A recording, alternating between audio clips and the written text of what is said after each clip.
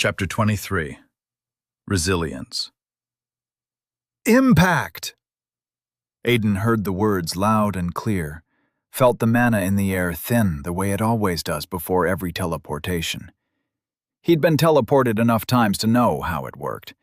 It wasn't about mana strength or level or anything of the kind. You either withstood it or you did not. The ones who did not were people who didn't know how to prepare themselves. Or, at least, that was what he'd been told. Fear was another thing that affected teleportation effects. The world turned a dark blue. It was deep and all-consuming. Then Bandiv vanished. Aiden held his list in his hand, wondering at the names that weren't crossed out. He'd sent Dead to a certain broker of information, and had been funneling a certain portion of his daily stipend from the palace into payment for this broker's services. Dead was the go-between for them, for now, until Aiden was ready to meet the man. In Aiden's old life, he'd eventually found a team that worked for him in the Order. They had not all been part of the Order, though. In fact, 2 of them had been mercenaries, not adventurers. He wasn't surprised that the broker couldn't find Olsted. Aiden had no idea how long Olsted had been in the Order before he'd joined them. For all he knew, the man might have always been in the Order. Shiwa was a tricky situation. After their breakup in his past life, she'd driven Aiden mad enough times that sometimes he'd looked at Spellbinder and wondered just how bad it would be if he got a little too close to her during one of his swings whenever they were working together. He had never done anything close enough to that, but he'd wondered.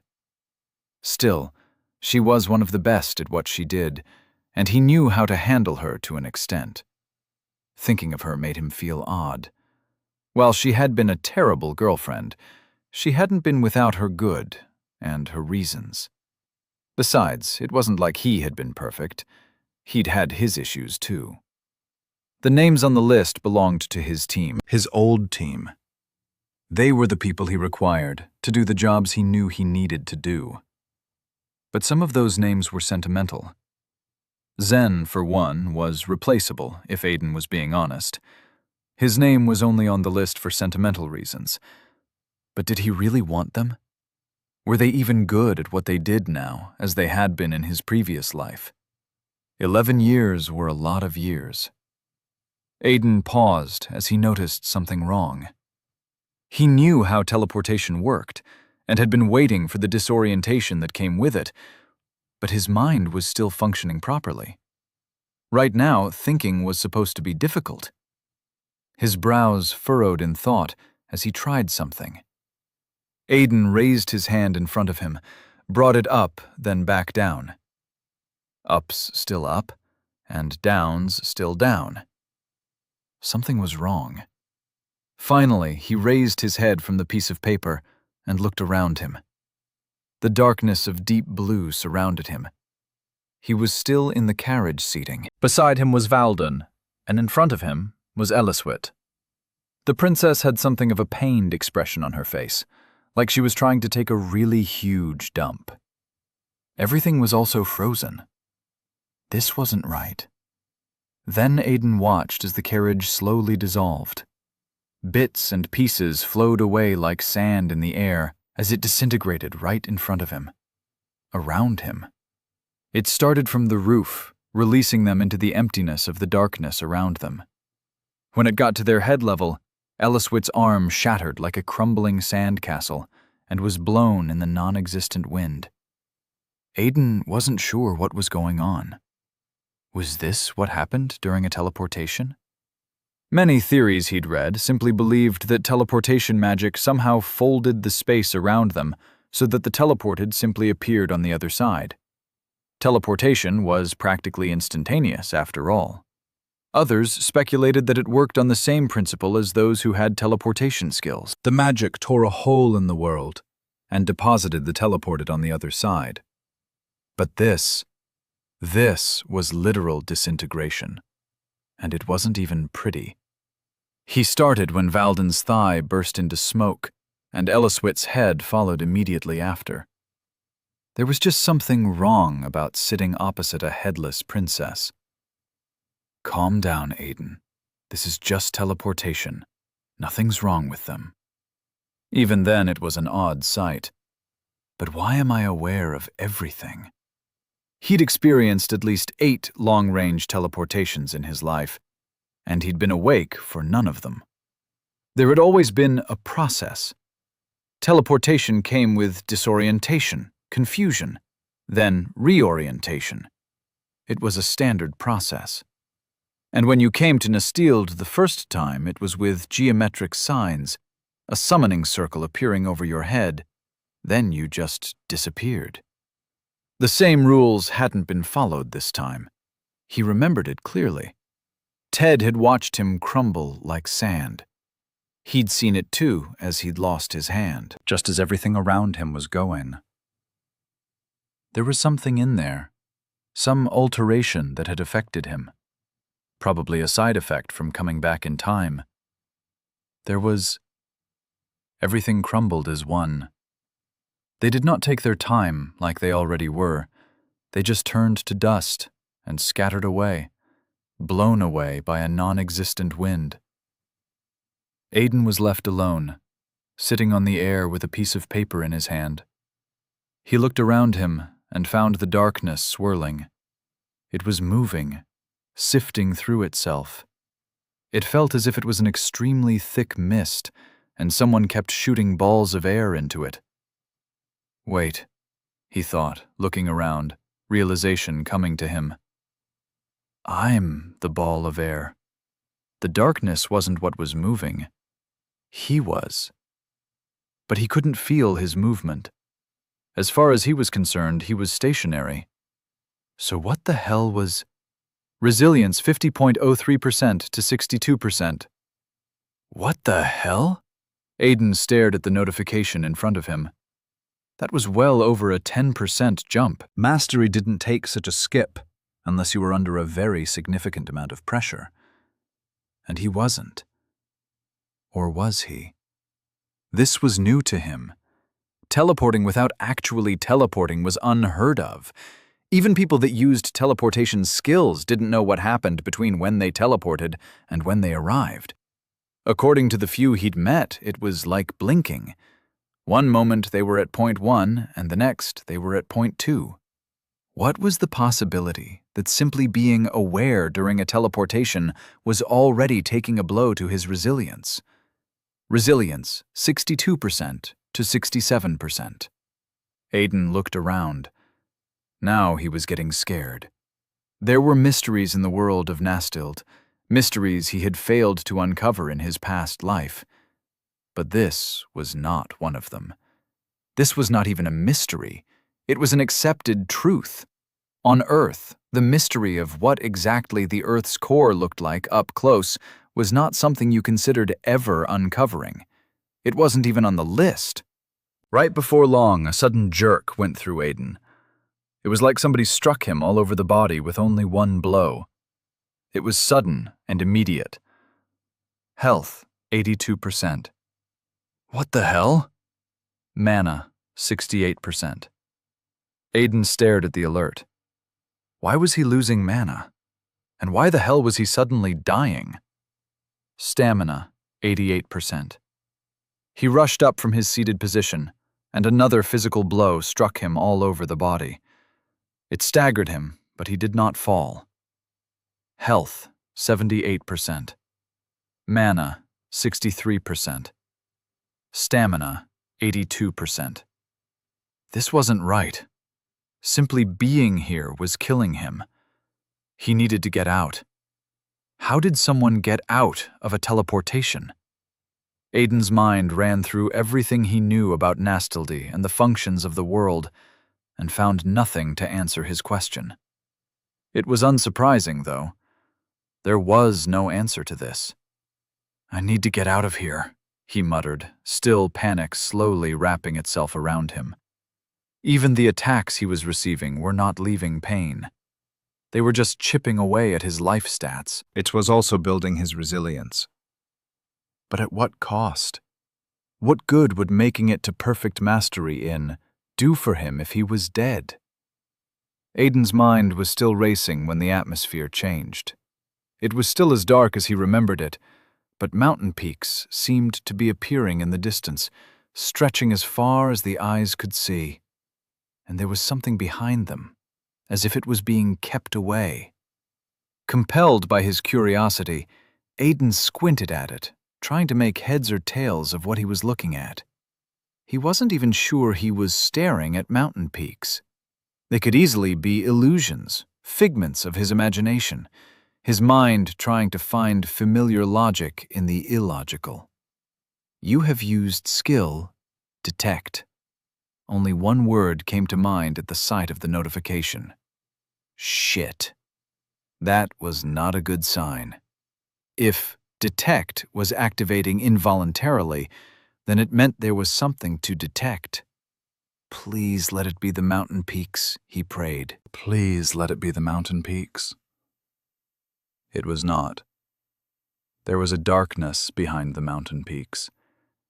It was darker than everything else, and now Aiden could almost make a shape out of it.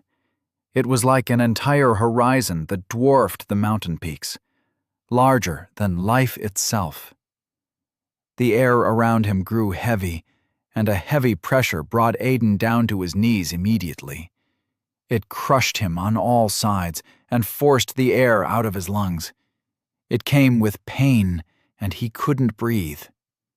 Health, 78%, 63%. Mana, 63%, 48%.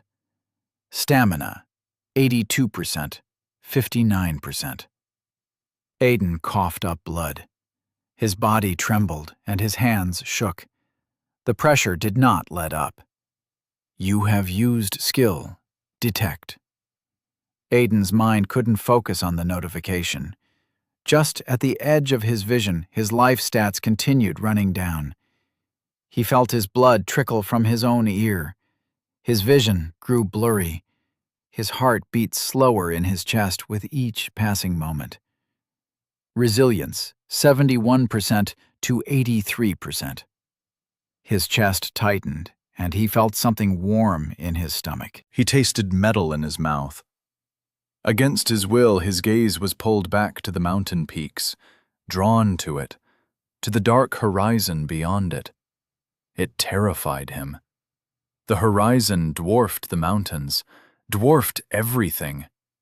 He knew in that moment that he wasn't looking at a horizon. Whatever that was, dwarfing everything, it was not a horizon. Health, 63%, 32%. Mana, 48%, 21%. Stamina, 69%, 12%. He was dying too quickly. It was as if the realization was killing him as well. Aiden couldn't believe it.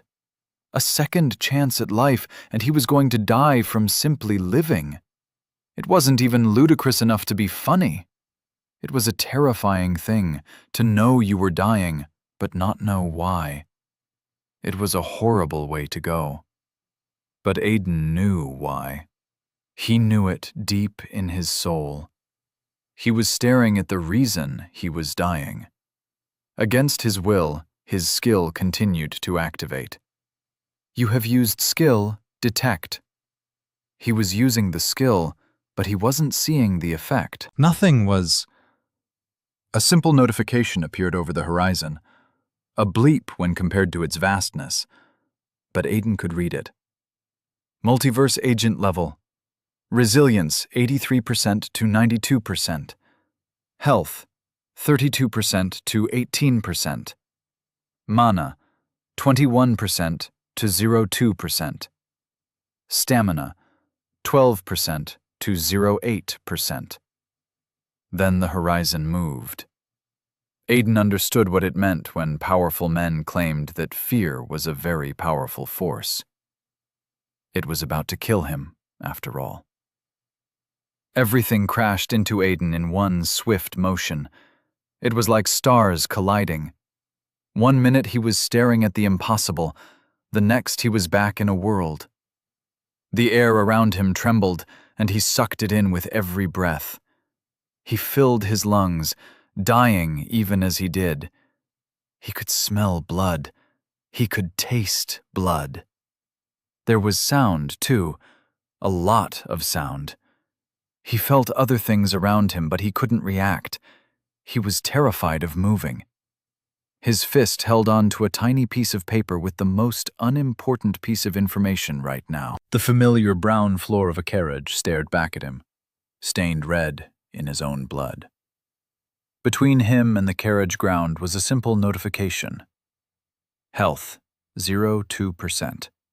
Resilience, mastery, 98%. None of them mattered. He heard his name, but wasn't sure he was allowed to answer. Could the multiverse agent hear him? Even now, back in the real world, was he free from it? Was he even allowed to breathe? There were more mentions of his name. People were trying to talk to him, he was sure of it, but his mind refused to function properly. Aiden knew he had to ground himself, focus his attention on something real. Where was he? He hadn't forgotten, but he needed to still remind himself. He was on a trip to the south, to the hospitable manor of House Naranoff. Why?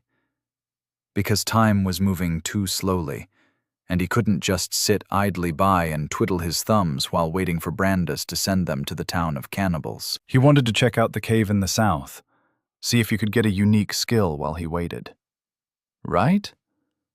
Or was there more? The tension was ebbing from his body. His fear and panic were subsiding. He could breathe freely again. He heard his name once more, but it didn't come from any familiar voice. What the hell? He muttered to himself in a weak voice, the experience of what had just happened going through him. What had he just witnessed? Was that what he had made an enemy of? Was that what a multiverse agent was? How did he even fight such a thing? How did you fight something that dwarfed mountains and spanned horizons? Something that killed you without even being aware of you? The answer was simple. I can't fight that. It took a few minutes of panicking and chaos before the carriage settled down. Valden looked like a mess. His hair was chaotic and unkempt from running his hand through it every 2 seconds. Aiden wasn't entirely sure if the knight was worried over the king's guest, or a training partner, or a friend. It was difficult to tell. No, it isn't, he thought, as he held a health potion in his hand, his palm wrapped around the round tube. That you can't tell says more about you than him. Aiden paid the thought little attention as he uncorked the potion. His hand continued to tremble. In front of him, Elliswood was panicking as well, but hers was more contained. She looked more confused than worried. Aiden's shaking hand moved the potion to his mouth. Slowly, Aiden, Valden said, with a soothing voice that couldn't hide his panic. Don't rush it. Aiden put the potion to his mouth. The liquid inside the glass container was green, as all health potions are. It tasted like tea and freshly cut grass. Health 0.2% to 0.8%. Aiden drank slowly. They'd given him health first because it was most important. There was no importance in stamina or mana if health hit 0. Everyone waited. The panic around was subsiding as Aiden drank. Valden had sent anyone who could see inside the carriage away. When he was done with the potion, emptied its contents into his stomach, he dropped the empty vial unceremoniously and eased himself back to a sitting position. He remained on the carriage floor. Health 74%. He was in the safe now, unlikely to die from being squeezed a little too hard by someone a little too strong. Valden gave him another vial. What's it up to? 74. Aiden took the vial from him. The second vial contained blue liquid. It seemed mana was next. As Aiden uncorked the second vial and started drinking, Valden looked more worried. That's a full health potion from my personal stash, he said. Aiden, something's very wrong. What happened? Aiden finished the mana potion, and his mana stat came up. Mana, 88%. He looked at the empty vial, then at Valden. He shook the vial gently. A full mana potion from your personal stash. Valden nodded, frowning. Well, that was a rookie move. Everyone knew that you didn't use a full-strength potion unless you were in a combat situation and needed to full points. Also, they were more expensive than the partial recovery potions. Can I get a partial for stamina? Aiden shook the empty mana vial once more. He dropped the empty vial on the ground. This one only got me up to the 80s. Valden stared at the empty vial. That doesn't make any sense. Aiden didn't think so. It was rare, but there were instances where a person was so damaged that their life stats needed natural time to heal. Damages like those were more qualitative than quantitative. For instance, if someone of his level survived a blow from someone with levels in the hundreds, such a thing would lead to such a situation. Aiden eased himself back and sat on the ground. He finally took notice of Eliswit. The princess didn't look so worried anymore, but she was giving him an odd look. Aiden cocked a brow at her. You good? She shook her head. The action was slow, reflective. What kind of world did you come from? She asked. What was your world like? Aiden paused. He hadn't expected that. It was a fun world, he answered. Video games, electricity, internet. It wasn't so bad. For the most part, it was peaceful, too. Thinking about Earth made him smile. It was nostalgic. Are you sure? Was there no violence? Eliswit frowned. You are a sharp contrast to what you describe of your world. Even the look on your face says you miss it. But Valden stuck his head out of the carriage, and a moment after he returned with a vial of yellow liquid. Aiden took it from him. Partial recovery, Valden nodded. Designed to give at least a 30% increase. 30% worth of stamina was better than what he currently had. Aiden's breathing was normal now. His stamina had increased by a few percent by its own. He could breathe better. With his health and mana increased, he was practically in good health. He uncorked the stamina potion, but didn't put it to his mouth. What do you mean by a sharp contrast? He asked Eliswit instead. Pain, she said, without missing a beat. You handle it too well for someone your age. The teleportation disoriented you so badly for some reason that you practically almost died. And yet, here you are, like this was simply a walk in a park. What kind of world did you come from that you have no fear of death? I have no fear of death. Eliswit had no idea just how wrong she was. Aiden was yet to meet a living being that did not fear death. If it was capable of thought, death would definitely terrify it. There were those that welcomed death, but they were different. You could not fear what you crave. I fear death, Princess, he said, staring down at the yellow liquid that would recover his stamina. His memory took him back to a time when he had done something daring and stupid. A time when his interface had informed him of his own death. Aiden shook the thought from his head. I just do not let it control my life. But every day I escape death is a day I do not die. I can't spend such days remembering that I might die. Eliswit frowned, and Valden placed a hand on Aiden's shoulder. She's right, he told him. Even your response is not something to come from a child who lived life in a peaceful world. I know you stand by your world, that your world was good, but it is hard to believe you. Perhaps you grew too accustomed to the world you lived in, that you think whatever it was putting you through was normal. I would like to see this world if I one day can, Lord Lockhart. I would like to see a world that made you so at so young an age. Aiden looked the knight in the eye. You're living in it. He left the words unsaid, and instead said, I strongly believe that will not be possible. Then he drank the stamina recovery potion. Stamina 8% to 14%. Stamina 32%. Chapter 24. Nella. The events after their teleportation were simple. After Aiden had drunk his potions, Elliswit demanded that the carriage remain in the Naranov's teleportation port for a while longer. She hoped to use it to allow Aiden to catch his breath, despite all his insistence that he was fine. Clothes and bowls of water were brought into the carriage. Since there was no practical place to take a bath, Aiden was left to clean himself of his own blood with wet clothes as best he could. The entire ordeal was uncomfortable. In the end, he abandoned the task with a degree of petulance deserving of his current age. He wasn't going to spend all this time cleaning blood from his skin if his clothes were still going to be bloodied regardless. We can find a place for you to change into spare clothes, Valden suggested when Aiden voiced his opinion. Like hell we will, Aiden scowled.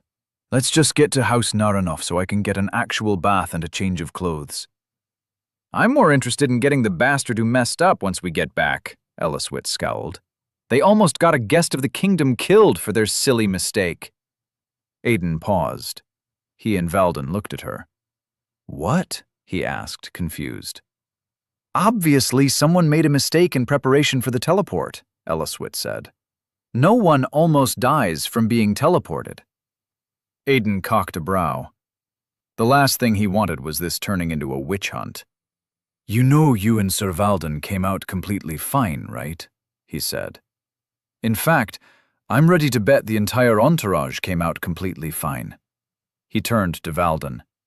Has there been any complaint outside? Valden shook his head. No.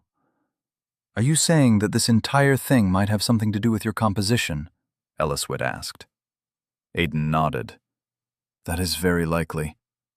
Then I must inform my father. It is his intention to have you and your companions use the teleporters for your tasks. The last thing we want are such problems turning up.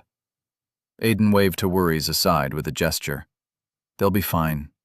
The problem is likely specific to my constitution. Also, can we please get back on the road? The task I came here for is one I must complete as quickly as possible. I would very much like to return to my brother as soon as I can. Valden sighed. He stuck his head out of the carriage once more, and with a few spoken words, they were moving again. Why just you? Elliswit asked. No idea, Aiden said. It's merely a possibility.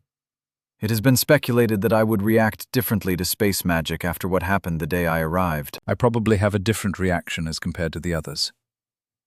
Elliswit's brows furrowed. Speculated by who? A certain old man that your father keeps in his company. That sufficed to silence Elliswit. It seemed every member of the royal family knew not to question the words of the sage. About this task, Valden said as their journey continued, what is it? I, too, would like to know your reason for coming so far down south, Elliswit said. You do understand that the Naranov house is the family of former knight Derendorf, right? Aiden knew that. Aiden was seated now, allowing the gentle sway of the carriage relax him as they moved along the cobblestone. Would you be willing to tell me what business you have in the south as well, Princess? He returned. Elliswit, she corrected. In the presence of Sir Valden and no one else, it is Elliswit to you, Lord Lockhart. I thought it bothered you when I obeyed. It did not bother me. It merely took me by surprise how quickly you took to it. Me too, Valden said. It was like you were waiting for it. Aiden shot the knight a look. Valden was not fazed. Well, Princess, he said, what brings you so far out to the south? Honest answer? Elliswit crossed her legs. Nothing. Valden looked at her. You came with us for no reason, Princess. I wouldn't go as far as to call it no reason, exactly. To be more precise, I heard of your intended departure and figured that the presence of the princess will carry more weight and authority than a piece of paper. That piece of paper was penned by your father. Aiden pointed out. By that very fact, it is system-bound.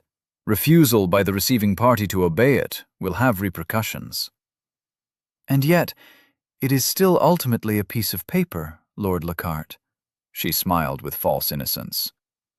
That said, may I call you Aiden only in the presence of Sir Valden, of course? All this lord and lady is taking a toll on me. Aiden shrugged. You may do as you wish. Your gods know I've been trying to get Sir Valden to call me by my name since forever. He continues to act like it is anathema. You've only made the request of me a handful of times, Lord Lockhart, Valden said, aghast. And that was in our earlier days. Aiden intentionally ignored the knight to continue. The first time he called me by my name was after he almost took my head off with a sword skill. At least, I believe it was a sword skill. Lord Lockhart, Valden protested, suddenly nervous. Again, Aiden pretended not to hear. My life flashed before my eyes. It was terrifying. Lesser men would have wet themselves. Ilaswit smiled, noticing what he was doing. She leaned forward in interest. And was it fun, your life? Aiden shrugged. It was filled with images of a man sparring with me, too uptight to even take off his armor. Yet said man tried to kill you. Aiden shivered dramatically. It was vastly unknightly. That's not even a word, Valden protested. I will like to put on the record that this level of treatment can be considered, in some spaces, to be bullying. So is using a sword skill on a classless at level 49, Sir Valden, Eliswit retorted, eyes and smile still firmly fixed on Aiden. Is my father aware of this? Valden stiffened, and Aiden laughed. Please do not terrify my knightly friend, Princess, he said with an amused smile. He tends to grow terrified when the king is involved. I remember telling you my name, Lord Lockhart. Eliswit's smile seemed teasing. What do I have to do to make you remember it? Aiden stared at her for a while, contemplating. He leaned forward, suddenly discovered a headache, and fought to hide his reaction to it. Since no one said anything, perhaps he was successful. He rested his forearms on both knees and met Eliswit's eyes. They were a soft amber, a copy of Brandis's, but without the age and steadiness that came with the time and accomplishments. Careful, Princess, he said softly. What would happen if your brother were to find out you were having me call you by name? Eliswit shrugged. He'd make some noise, and I'd beat him up to make a point. Vicious. True. Eliswit shrugged easily. And yet, you don't seem put out by my viciousness. Valden looked between the both of them. Please tell me this isn't happening. Aiden chuckled. Yes, Sir Valden. This isn't happening. Eliswit finally looked at Valden. And should my father learn of what isn't happening between Lord Lockhart and myself, I will deny it quite equivocally. Aiden gave Valden an apologetic smile. Me too, my friend. Valden groaned and put his head back. This is my fault. I was the one that wanted to be a +1. Eliswit slapped him on the knee in a casual gesture. Cheer up, Sir Knight. Some air outside the castle every now and again is good for you. She turned back to Aiden. Now, about that task you have to do in the south. Well, I guess that's how far I can avoid it. When you tell me yours, Princess. I'm here to assist in making your travels and endeavors smoother, she said, still smiling. And no, my parents do not know of my intentions. I told my mother that I was coming down south for a breath of fresh air, though I believe she harbors thoughts that I might be coming because you are. Aiden nodded. Well, it's never a good thing to lie to one's mother, Princess. However, if you must insist, I'm here for the cave. Everyone paused. The cave? Valden asked. As in, the cave? Aiden nodded. And how did you learn of the cave? Valden continued, pointedly. Another piece of information from the library. Princess Elaswit looked at him. It's something Lord Lockhart does, Valden explained. He spends so much time in the library that any odd piece of information he has that he shouldn't have usually ends up coming from the library. In case you do not know, Lord Lashart, we all know it's a lie most of the time. Aiden shrugged. The library story was already a bust, especially since the unique skill incident. It's a vast library, Sir Valden. Anything can be found in a library so vast. But yes, I am going for the cave. Elaswit looked between the both of them before asking, And how did you learn of the cave? The soldier, dead. He's been gathering information for me. Things I would be unable to learn within the palace. Elaswit sat back. That would explain the correspondence, then. Surely Sir Valden would not be able to get the kind of information you seem so interested in. But what is your intention for this cave? Valden frowned. Before that, Lord Lashart, how long have you been aware of this cave? Aiden knew what Valden was aiming at. The cave was rumored to give unique skills for any who conquered it. They said it had been months since anyone entered and came out with a unique skill. However, people didn't venture into it very often anymore, since adventurers and mercenaries were now often known to not return. Aiden knew the story. People were dying. The Adventure Guild branch in the south had declared the cave off-limits until it could be confirmed safe. At least, safe enough as far as the word could go for adventurers. The reason was simple. The cave had been corrupted by demonic mana. It wasn't enough to be an issue. It was definitely little enough to still be covered up, though anyone could make the argument that that was only the case because not many people knew what demonic mana looked and felt like right now, except those in power. For now, the Adventure Guild was covering that little bit of information up. It was after my unique skill, Sir Valden, Aiden answered. However, I have come to the conclusion that I need a unique class skill, Valden interrupted with a frown. Don't you think it might be too much of a risk? Adventurers have been reported to go missing in that cave recently. Despite his own words, Aiden could see the contemplation on the knight's face. He wasn't surprised. With the new bit of information he'd learned of the knight, it was no surprise at all. At level 49, he had most definitely hit the wall to level 50, and it was common knowledge for those who rose high enough that possessing a unique class skill was one of the things that helped in breaking that wall. But a unique class skill only made it relatively easier. Unlike most levels, a person needed more than just experience and skill mastery for every 50 levels. At level 49, one needed to practically create their own skill.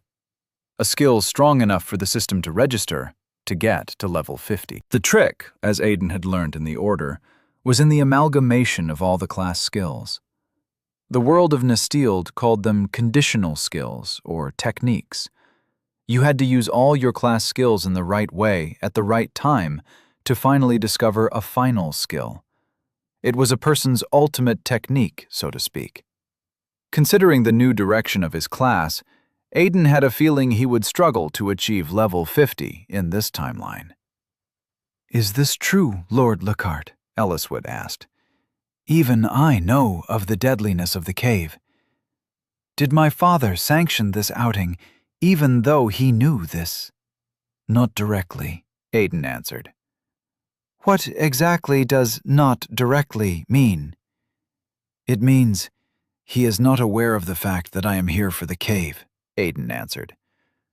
But knowing your father, he has certainly put the possibility of me going there into consideration. Valden shook his head, still contemplating. Lord Naranoff will not agree to this. I do not doubt that for a second, Aiden smiled. Then how do you wish to convince him? Elaswit asked. Am I to be your trump card in this? I have some skills worthy of adventuring, but I do not. Aiden couldn't help the laugh that escaped him. Sir Valden, Princess, it seems my age continues to blind you in some way. He shook his head, battling to rein in his laughter as it worsened his headache. The princess I can understand. But you, Sir Valden, you should know me well enough by now. I am not like the 19-year-olds you know. Elaswit looked at Valden, and Valden nodded. He is not. He thinks in the most outlandish ways, completely different from what I've learned of his companions. If you don't need me, she said, then how do you intend to convince Lord Naranoff? Aiden folded his arms and stared out at the beautiful city Lord Naranoff governed. Who said anything about telling him? The Naranoff house was about an hour's ride away from the teleport center. When they arrived, their entourage was double its size. It seemed the reception that had been waiting for them at the teleport center had basically been the same size. They dismounted in relative silence. The princess exchanged a few words with Valden, then exchanged a few words with some of the attendants that had come with her. Everyone waited while she did this. Only when she was done did processes conclude. Like most manors, the main house was situated at the center of the estate. The building itself almost rivaled the castle, and Aiden had a feeling the only reason it did not was out of respect for the crown. After all, a noble did not simply compete with their king in such things. Lord Naranoff himself was not at the door to greet them. Instead, there were 3 maids, 2 butlers, and a woman in a combat attire, complete with light armor, a large quiver at her hip that held large arrows like the ones used by samurais, a long bow strapped to her back, and 2 falchions on both hips. She screamed, "Archer class!" You still uphold your dastardly hobbies, I see. Princess Elaswit greeted the woman with a warm smile. How long has it been, Nella? She approached the woman with open arms, and they hugged as comfortably as Nella's attire allowed. They separated after a moment, but did not part. Elaswit's hands remained firmly on Nella's shoulders, and Nella's on hers. We saw not too long ago, Princess, Nella said, smiling widely. At the ball, remember? My family was the host. You can barely call that a meeting, Elaswit dismissed. That was some kingdom trying to show off their merchandise or something. Last I heard, none of the participants were knights. Nella cocked her brow inquisitively. Or squires, for that matter. Are there happenings in the palace that we low elites should be informed of? Elaswit took her hands from Nella's shoulders and laughed. I don't think so. But if there was, you know how my father can be. As long as his machinations are concerned, we are all low elites. Nella paused, as if having just remembered something. By the gods, she said, where are my manners? Then she turned to the maids and butlers beside her and gestured them forward. Hurry up now, help them with their things. Please, let's all come out from under the sun and take a breather in the manor. She finally took her eyes of Elaswit as her aides went to work. Her eyes settled on Aiden, and she stopped in her tracks once again. Her eyes widened in worry. Are you all right, Lord Lockhart? Aiden looked down at his blood-stained attire, unbothered by it. He was more impressed by how the maids and butlers had seen his bloodstains and said nothing. They'd simply gone about their requested business. Elaswit placed a hand on Nella's arm to calm her. It's nothing to worry about, she said. An odd reaction to teleportation magic. Never seen the kind. Nella looked from the princess to Aiden, then back. Her worry did not dampen. I've seen terrible reactions to teleportation, she said, but nothing that involved blood. Personally, Aiden was tired of standing, so he walked forward. He stopped a few paces away from Nella, making sure not to stand in the way of the servants. Would you be inclined to worry less if I said I slipped and fell? He asked. I've seen you fight, Lord Lockhart, Nella replied. You didn't slip and fall. I doubt you even know how to. Aiden knew how to. His time in the Order had ensured that he learnt a variety of things, some of which were sorely embarrassing. But this was no place to be proving a point. Then let it be said that I slipped and fell. He gestured dramatically at Valden. On Sir Valden's honorable fist. Valden opened his mouth, sputtered incoherent words. I never touched the lord, he finally declared in a slight panic. Nella laughed, and some of her worries seemed to dissipate with her laughter. She had a nice laugh, very unfitting of her present attire. Elliswit laughed as well. It is always a pleasure to see a knight all flustered. Reminds me of when we were younger, and you used to come visit often. Nella's smile widened in mischief. Remember how we used to try and make the knights give a reaction beyond, "My lady"? I swear, Sir Ivan got completely confused when I... Elliswit moved quickly, cutting off Nella's words with a hand over her mouth. She looked back as if making sure no one else heard, but Aiden was more than certain that there was no maid around that did not. Aiden cocked a questioning brow when his eyes met Elliswit's. We were children, she said, in way of explanation. Aiden's expression didn't change, although it did get a little teasing. I didn't say anything. Elliswit frowned at him, but said nothing more. Aiden couldn't help the half-smile that touched his lips. As for Nella, she looked between the both of them, puzzled. Then, after a short moment, a smile touched her lips as well. It was mischievous. It was a pity that Aiden knew nothing about the individuals of the Naranov bloodline. All his knowledge was of the house as a whole. When all the attendants had picked their carriage clean, and a stable boy or two, at least Aiden believed they were stable boys, led their carriage away, Elliswit spoke once more, addressing the official status of their visit. Where is your father? She asked Nella. Nella hesitated, then her shoulders deflated slightly. Busy, she said apologetically. We've been having issues with the adventurers for a while now, and he needed to attend to a certain situation. Elliswit frowned. By himself? Does he not have knights for that? He does. Nella gestured to the only maid left with them, and the girl shuffled off to the side to give them some space. But you know how my father likes to attend to certain issues himself. The adventurers have all but gone up in arms over the issue. And the issue? Elliswit pressed. Nella worried her bottom lip between her teeth. She shrugged after a while. It's not like it's a secret at this point, she said. It's more of an open secret, and I'm sure the palace knows of it. But there is a cave at the outskirts of our domain.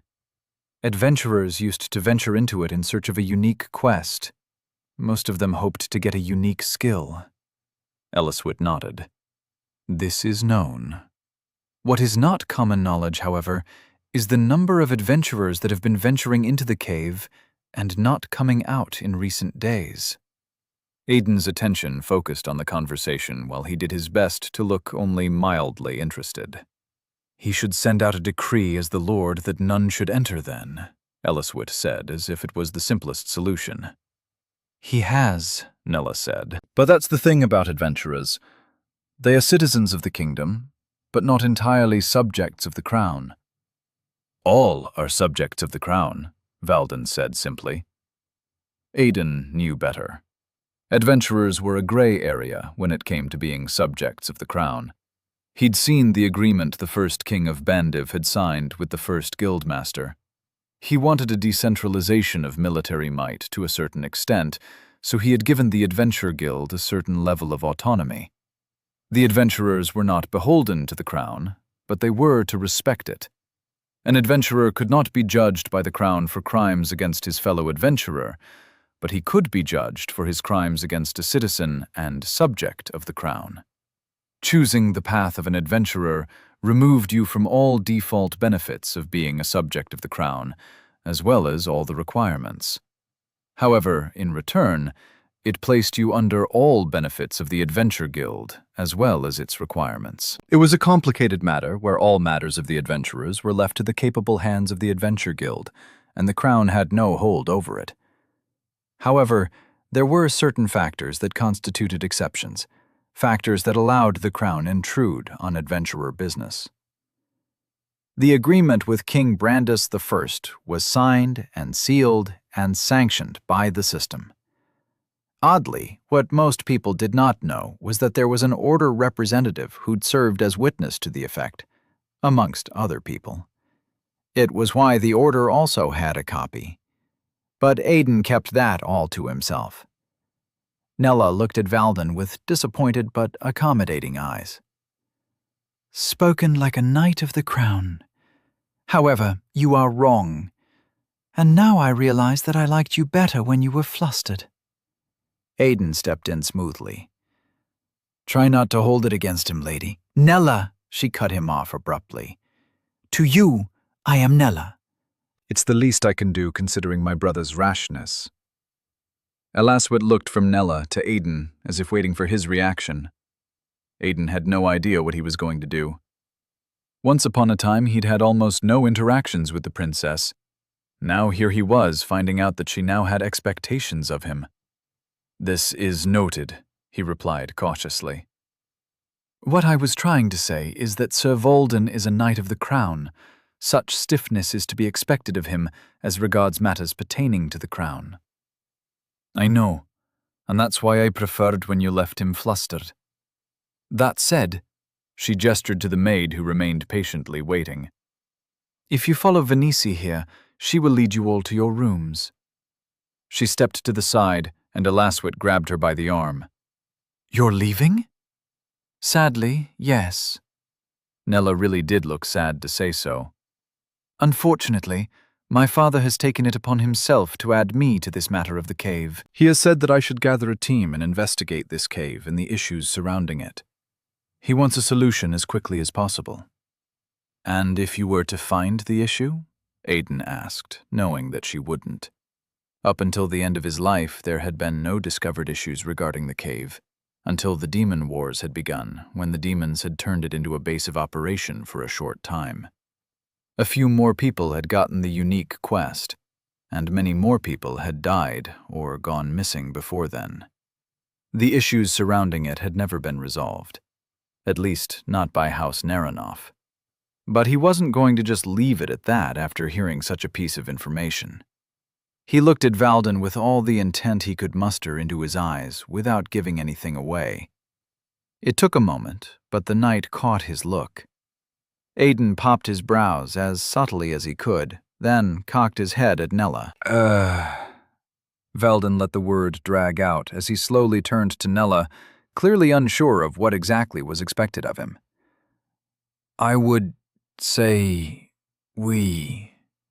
Aiden almost slapped his forehead. He's a lost cause. Yes, Sir Valden, Nella asked. You would say that we what? Valden looked at Aiden, and everyone turned to him. Aiden acted normal. Sir Valden turned back to Nella. I would be more than happy to be of assistance to you, if you do not mind. A knight is always a useful aid in such matters.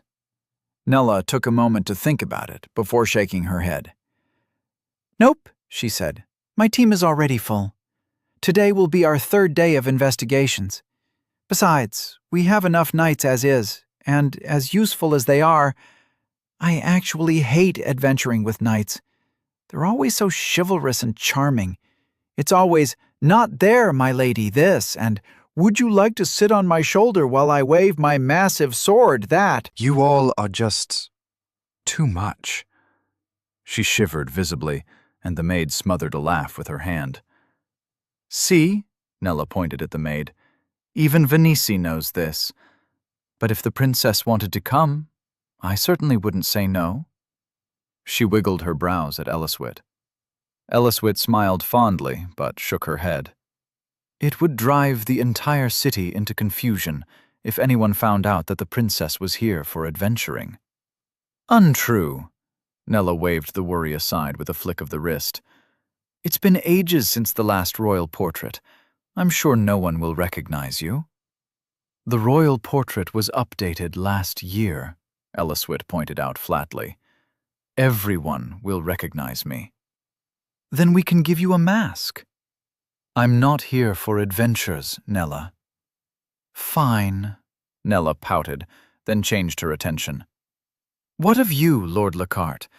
Would you be happy to join me?" "Didn't you say your team was already full?" Aiden asked. She smiled at him flirtatiously. "There's always room for an enigmatic young lord that travels with a knight and a princess." Elliswit smacked her on the arm. "You are a lady. Behave." Nella stuck her tongue out at her. "Right now, I'm an adventurer, and we are sometimes known to be sleazy. Anyway, toodaloo. Venice will show you to your rooms. I had them picked out already. And I'll find you the moment I return." With that, she skipped her way down the road and towards the exit that was quite far from where they were. It was an odd sight to see a lady who looked like she was preparing for war with her hair braided back, skipping down the road. Elliswit let out a sigh when Nella was far enough. "I swear I love that girl, but she's growing up too slowly." To Venice, the maid, she added, "Please show us to our quarters." Venice walked inside the house and they followed. "What happened back there, Lord Lockhart?" Valden whispered as they walked. "What happened," Aiden whispered back, "is that we need to spend more time together, so we know what each other needs without having to use words." Valden looked puzzled. "That's a strange thing to say." "Well, you're a strange thing to say." "I have no idea what that means." Aiden sighed. "Me neither. I think I just need a bath and a change of clothes." Chapter 25. Knight of the Crown. Lord Naranoff did not show up on the day of the arrival of Aiden, Valden, and the princess's arrival. Neither did he show up the next day. Nella proved herself to be a well enough host, and after a few moments of confusion, Aiden was informed by Valden that House Naranoff had no lady of the house. Lady Naranoff had died a year ago during a specific daring adventure she had embarked on. It turned out that Nella had inherited her love for adventures. Aiden wondered if the woman's continued love for adventuring was because she loved it, or some kind of love for her mother. A tribute of some kind, perhaps. He didn't know how these things worked, since he'd never lost someone very important to him. He had lost people in his past life, but none of them held any true sentimental value to him. There had been an adventurer he had made friends with before Ted became the Demon King, but they were more like relatable acquaintances than friends. Members of the Order had died every now and again, and while it had hurt, it had felt more like losing a colleague than a friend. Some things remained difficult to understand until they were experienced. Aiden's training with Valden did not stop. On the day of their arrival, however, he trained alone in his room, mastering his class skills as much as he could. He learned more with every mastery increase. One of the things he found out was that there was no enchantment fitting of his level that he could engrave that he could not weave. Ensured that the enchantments applied to him. Unfortunately, even the ones that were meant to be cast as AoE enchantments. When he cast, he became silent. It was an odd experience. His heartbeat became almost non-existent to him. Everything else functioned perfectly. He could hear the wind in his ear, but the sound of his feet touching the ground did not reach him. It was as though he'd silenced himself. Out of curiosity, he had punched the wall and had heard almost nothing. The sound was there, but it wasn't as loud as it should be. All enchantments worked on a principle of affecting mana. Enchantments that were meant to affect areas instead of items were engraved on tools that could be broken. The way they worked was that when broken, the enchantment funneled its purpose into every shattered piece of the item as it spread to establish its domain. It was possible to limit the default reach of an enchantment by limiting the range of impact, but it was like deciding to limit the range of a bomb. With enough planning and tools, it would be possible. Otherwise, it was a hard task to manage. So, as far as was concerned, Aiden was the item. Casting AoE enchantments did nothing but apply the effect, like every other enchantment, on himself. thus had taken the enchantment that was supposed to cast a silent bubble that kept sound in and turned Aiden into the bubble. That was as much of as he learnt. On his first night, Aiden took his dinner in his room. Valden did not call for him or stop by to speak of training, and Aiden felt it was probably because of what happened with the teleportation. The night was probably giving him time to rest. Aiden spent the second day walking the estate grounds. It was almost as large as the palace grounds, possessing a room for every fathomable home activity possible. It had 4 wings for all 4 cardinal points. From what Aiden learnt, the west wing was out of bounds. No one was to enter unless explicitly summoned. The north wing was specifically designated for guests. Currently, Aiden and Valden were the only guests housed in it, and Aiden was certain it was no coincidence. What he didn't know was if it was Lord Naranoff's idea, or if it was Brandis ensuring the secrecy of Aiden as much as he could. Valden came for Aiden on the evening of the second day, a few hours before dinner. If they had remained at the palace, it would have been the time for their sparring. Aiden was practicing AOE enchantments when he came, combining Enchanted Weave and Walking Canvas. While the former was a main skill of its own, the latter felt more like a supporting skill. The only thing Walking Canvas did was extend Aiden's mana so that it reached outside him. Surprisingly, it only reached about 6 feet in radius. When he used it, his mana decreased by only a single %. When he deactivated the skill, the percentage decrease was reverted. Still, if he held the skill active for too long, his mana percentage would eventually start decreasing, even if at a slow pace. The main mana consumption only happened when he activated alongside it, and it varied. Using both class skills together turned every enchantment he weaved into an AOE enchantment, regardless of what enchantment it was. At least that was applicable for the enchantments he could currently weave. Aiden had a working theory on why that happened. Valden knocked on his door while he was in the middle of deactivating. The constant use of the skill for the last 2 days had raised its mastery to 9%, and its range had increased by a few inches. The increase was arguably inconsequential, especially when his interface liked to measure distance in kilometers. But it was progress. "One moment," Aiden called out when the knock came again. He walked up to the door and placed a finger against it. All the doors had basic enchantment locks, but Aiden had tweaked his own a bit. It was a safety precaution, in case someone out there somehow had a master key that could unlock the enchantment from outside the room. It was not common, but it was not unheard of. Aiden unlocked the door and opened it to the sight of Valden outside his armor. Aiden leaned against the doorframe and smirked. "Have you come to get me to practice without your armor, Sir Knight?" Valden's brows furrowed in mild annoyance. "You are too old to be teasing someone capable of killing you in one blow, Lord Lockhart." Aiden cocked a brow. "You do remember that I'm only 19, right? I'm really not that old." Valden pinched the bridge of his nose. "Apologies, Lord Lockhart. It is often easy to forget. I guess you aren't too old for such antics." "You are here to drag me to training, though, right?" Aiden asked. Valden nodded. "I am." "Then please, lead the way." Their stroll through the manor wasn't as long as its size would indicate. At least it didn't feel so long. Valden walked with quick steps, as most knights do. He led them through the hallways and down the stairs until they went into a room. The room was large, hot, and filled with countless maids running around as they prepared one meal after the other and accomplished one task after the other. Valden had brought them to the kitchen.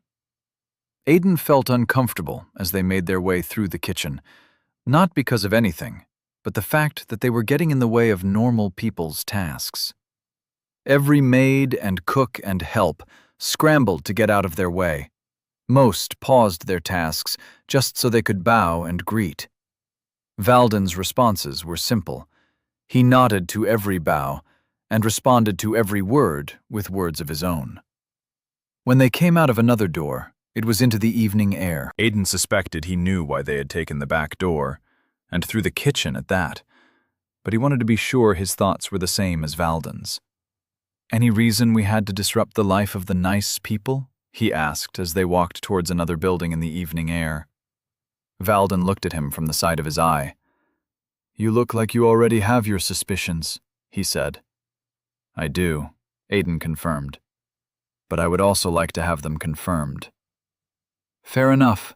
Since we arrived, I have felt like we have been kept under surveillance." "The Lord is keeping an eye on us," Aiden asked, though he didn't think that was the case. Valden shook his head. "No. It's more like someone is watching us on their own. It just feels off." "Personally, I wouldn't think too much about it," Aiden said. The path they followed curved and brought them closer to the next building. "I'd argue it's a spy from one of the other lords." Lord Naranov suddenly gets 3 important guests, worthy of clearing out his entire guest wing. Any spy not wondering what exactly is happening deserves to lose their job. Valden shook his head. "But that's the problem. I've seen a few spies in my short time working under the king. This does not feel like it." Aiden thought about it, worrying his bottom lip between 2 fingers. Could be a spy from a different kingdom. No one says they have to limit themselves to the palace. "Nel Quan," Valden suggested. It was possible. If they were aware of the fact that Bandiv had their own summoned saviors, which they were, Aiden would not put it past them to set a spy to watch his every action. He had almost bested their best in unarmed combat, and displayed information he should not possess. He was also the only savior in Bandiv they were aware of. But would they go this far? Aiden doubted it. But he rethought his opinion soon after. If Jiangsu told their sage of my fighting style, then it won't be very surprising. Aiden let out a sigh. If that was the case, he would be in a different kind of problem. A sage's attention was not an easy thing. The attention of 2 sages would be worse. Brandis had referred to them as a natural disaster, which, if Aiden was not mistaken, was also the way some people referred to the Order. And if sages fought like the Order, it meant they shared a relationship with the Order. The question was, what was the relationship? Was the Order of the sages, or were the sages of the Order? It was a troubling question. "That's a deep sigh for a child of 19, Valden said. They were at the building now, and it looked more like an arena than a simple building. Valden opened the door and walked in, and Aiden followed. "How old are you, Sir Valden?" Aiden asked as they walked up a flight of stairs. Valden started, but schooled his expression. 40, Lord Lockhart, he answered. "Why?" "Just curious." In my world, those at the age of 19 are more correctly referred to as teenagers or young adults. It takes a certain age to see a 19-year-old and call them a child. Valden smiled. He was showing more expressions these days than in his earlier days with Aiden. "And does 40 fall under the category of said certain age?" Aiden gave it a quick thought.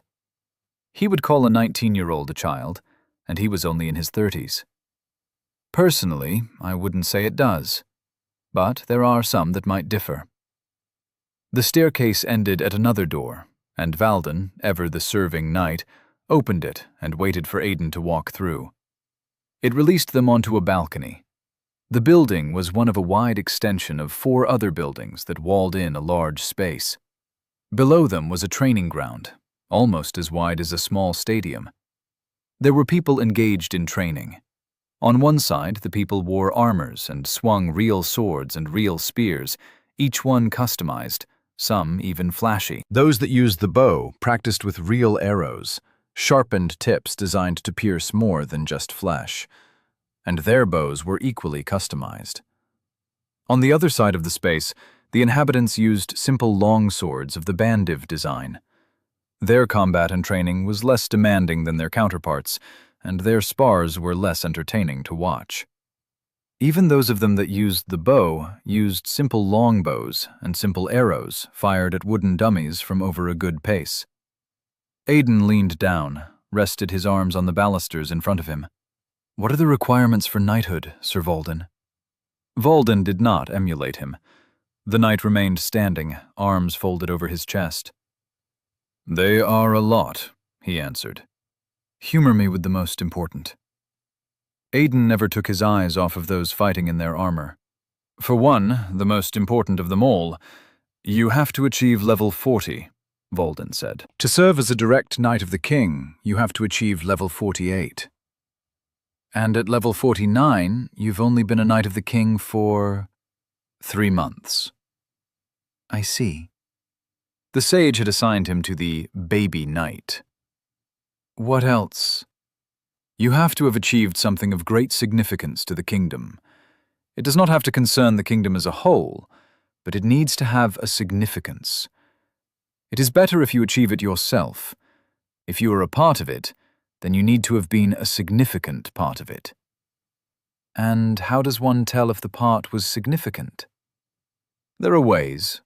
At least the king can tell. The system gives the royal family great power over these things." Aiden nodded. It was probably one of their title effects. On Nastield, titles weren't only for combat benefits. Some were political, and some were of other varieties. Bakers often had titles that enhanced their baking skills. Artisans had the same. "What else?" he asked. This time, Valden turned to look at him. "You seem to be waiting for some specific piece of information. Perhaps if you told me what it is, I could confirm it for you." Aiden adjusted his arms on the railing. He continued to watch the armored trainees as 2 sparred, and one slipped below a dastardly blow from their opponent and slammed their blade into their opponent's torso. There was a flash of an enchantment on the recipient's armor before they were blasted back. "Everything you've said," Aiden said to Valden, "seems difficult, but it does not account for why there are so few knights under the employ of nobles. And while King Brandis has a grand array of knights, I know for a fact that they do not number more than 200. Valden frowned so deeply that it was almost a scowl. "That is information that even I do not possess, Lord Lockhart," he said. "I would advise that you treat all pieces of information given to you by the king in public or private as secrets of the crown." Aiden spared Valden a simple look. "I will take that into consideration." It wasn't information Brandis had given him. Valden shook his head, but his frown faded. "The reason knights are so rare is because there is a title you must possess before you can apply as well. You need it to become a knight to anyone." "Which is?" "Giant Slayer." Aiden let out a low breath. Even in his previous life, he'd never gotten any title by that name. By its name alone, he had an idea what it entailed. "And how many levels is that?" he asked. "Levels? The opponent you are supposed to slay," Aiden clarified. "How many levels above you are they meant to be?" Valden smiled, genuinely impressed. "It is nice to know that your continued time in the library continues to yield fruits. Still, I guess it's not a difficult thing to decipher, given the name." Aiden nodded. "It is not." 20. This time, Aiden let out a very slow whistle, not a high one. "That's a lot." "It is," Valden agreed. "And so are the benefits. It gives plus 10% damage when fighting an opponent 10 levels stronger than you and higher. It crashes out at 30 levels above, I think." "You think?" Aiden cocked a brow. "You haven't faced an opponent higher than 30 levels before, I take it?" Valden snorted. Somehow it came out derisory, self-derisory. "Giant Slayer is the requirement to become a knight, Lord Lockhart. To become a knight of the crown, you need something else." Valden unfolded his arms and placed both hands on the railing. He leaned into them, and his face hardened as he stared out at nothing. Aiden saw too much grief behind the man's eyes, because he wasn't looking at a knight right now. Right now, he was looking at a man whose experience had molded him, a man with an experience he would rather not have had. Aiden couldn't help himself. Unable to stop himself, he asked, "What do you require to become a Knight of the Crown?" "For that, you need a different title." Valden turned and met Aiden's eyes. His eyes were dark. His eyes were steel. "You need the title Inevitable." Not many people knew the title, but Aiden did. He said nothing, and Valden nodded. "You know it too," Valden said, as if he had been expecting it. Then he stared out at nothing once more. "You know too many things for someone that has only been here for a month, Lord Lockhart." Aiden stared down at the training ground. The people below were beginning to notice them. Trainings were beginning to slow as they all looked up one after the other. Valden chuckled, trying to lighten the mood. Unfortunately, it was too strained, too forced. It didn't lighten the mood. Aiden knew what it took to gain the title Inevitable. He'd met a few masters in the Order with the title. Darrenet had also gotten it at some point in his past life. How continued to remain a mystery to Aiden. It was a powerful title, but Aiden wouldn't wish it on anyone, not even his enemies. While Giant Slayer required you to kill an enemy 20 levels higher, Inevitable wasn't just an upgraded version of it. It was a sadistic version of it.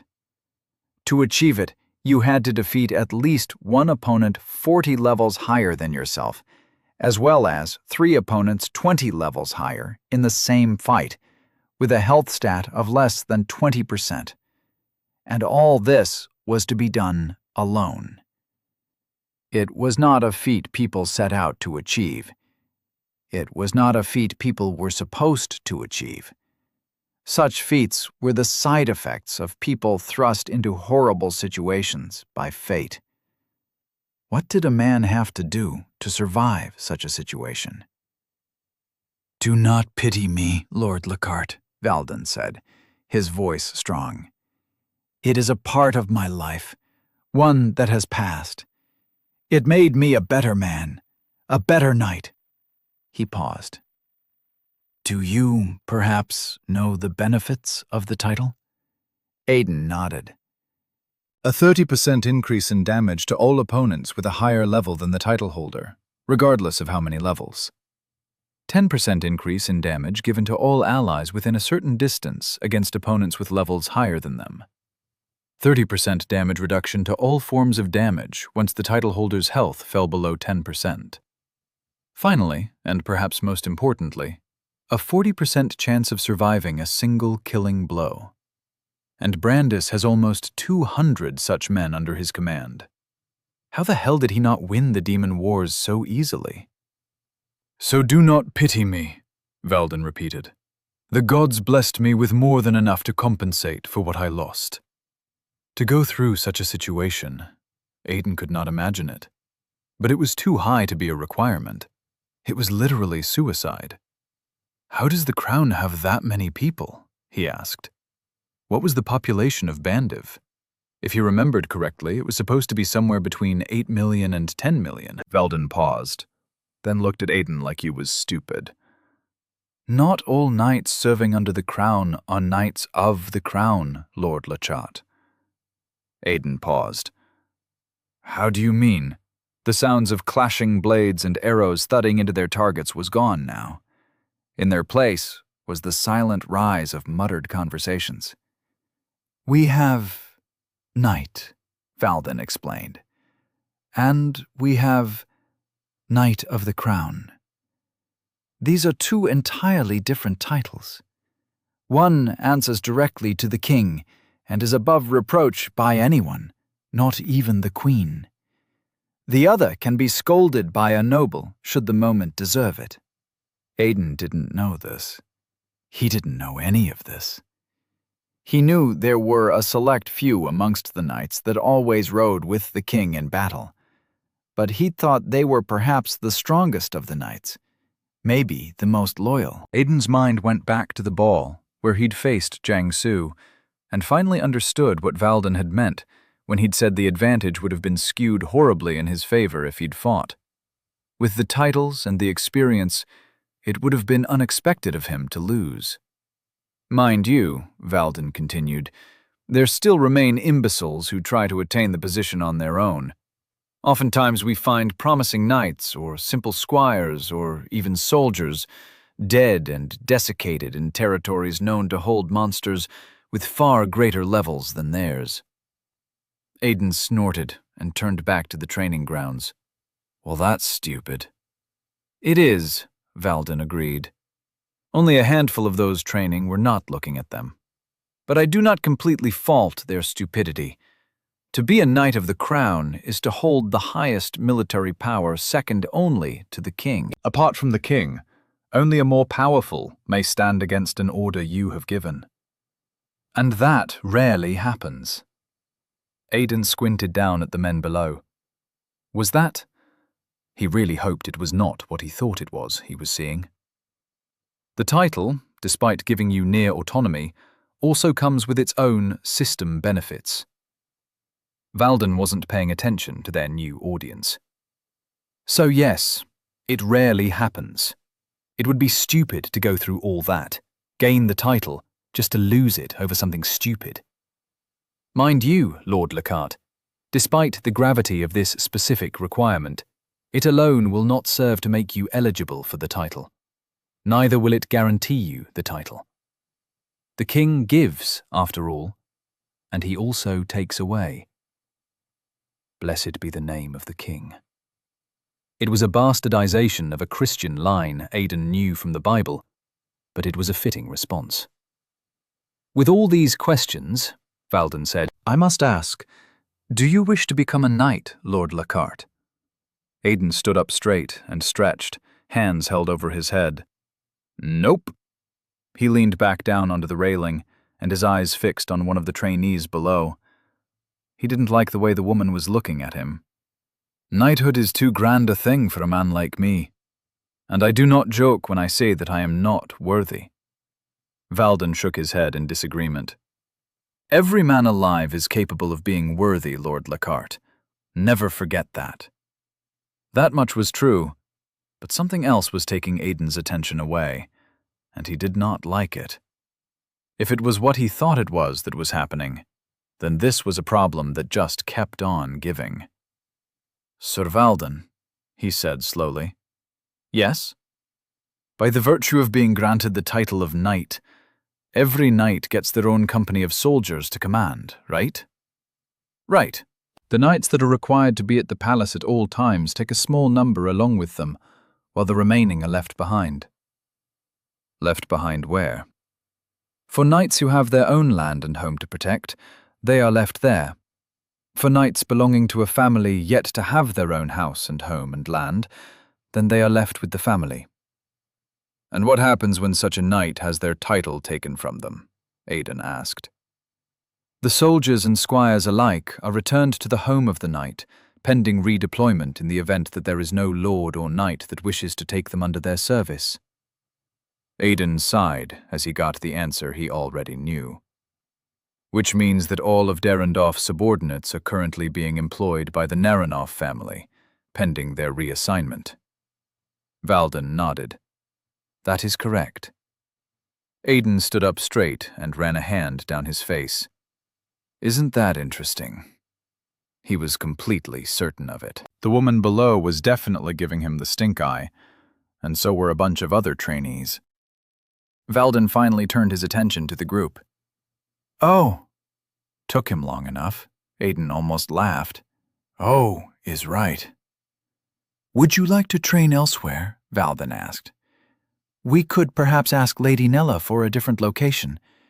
I'm sure they would have something to accommodate us. Aiden waved the suggestion away. Nope, I'm fine right here, he said, then turned and looked around. How do we get down there? Twike throwing down the gauntlet. For the next 2 days, Aiden had the most awkward training sessions he'd ever had the displeasure of experiencing. He trained under the attention of watchful, baleful eyes. He and Valden trained only their techniques with no skills, and the others watched them like hawks waiting for their prey to make a mistake. None of the eyes were directed at Valden, And knowing what he now knew of Valden, Aiden didn't fear suddenly being jumped by many people during training. Not all the soldiers showed such open hostility towards him during training, however. There were those that always kept to themselves, training and honing their skills in practice. Every now and again there was always a soldier a little too enthusiastic, willing to show off some powerful skill or the other. Aiden remembered the woman who led the League of Extraordinary Baleful Eyes, displaying a powerful striking skill with a battle axe any chance she got. It charged a deep blue blade of mana over the blade of the axe that was as long as almost 5 feet and fired it over a distance with a swing. Aiden thought it was stupid. It was a powerful technique, but it still remained stupid to display it so blatantly. If you disliked someone well enough, the last thing you wanted to do was show them some of the things you were truly capable of, when you knew the both of you could come to blows. And Aiden had no doubt there would be blows on the training ground. He had met people like this multiple times, men and women with blind loyalty to their masters, subordinates who didn't care who was in the wrong or who was justified. They fixated on their superior's adversary and directed all their anger there. Coming to blows was inevitable, especially since every time he was about to leave, there was always someone who decided that they wanted to stab a training dummy in the chest with a sword and leave it there. Lord Naranoff finally appeared on their 4th day in the manor. It was late in the evening, and Aiden was doing his best to increase the mastery of his skills when a maid knocked on his door. Skill mastery could only be improved so much when it wasn't a foundational skill or a basic skill. There was a limit to how much a person could increase, maybe of skill mastery, from just swinging a sword or sparring with an opponent. Sadly, most of Aiden's skills had reached that threshold. Aiden opened his door, ready to collect his tray of food, as House Naranoff liked to feed him so extravagantly, but was met with a maid and no tray. She bowed at the waist. "Good evening, Lord Lockhart." "Evening, Venice."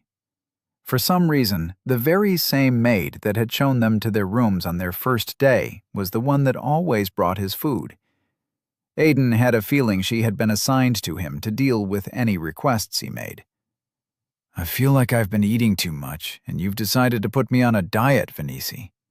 Aiden gave her a warm smile. "Am I, perchance, being starved?" Venice tilted her head up slightly to look at him, and he saw a touch of a smile on her lips.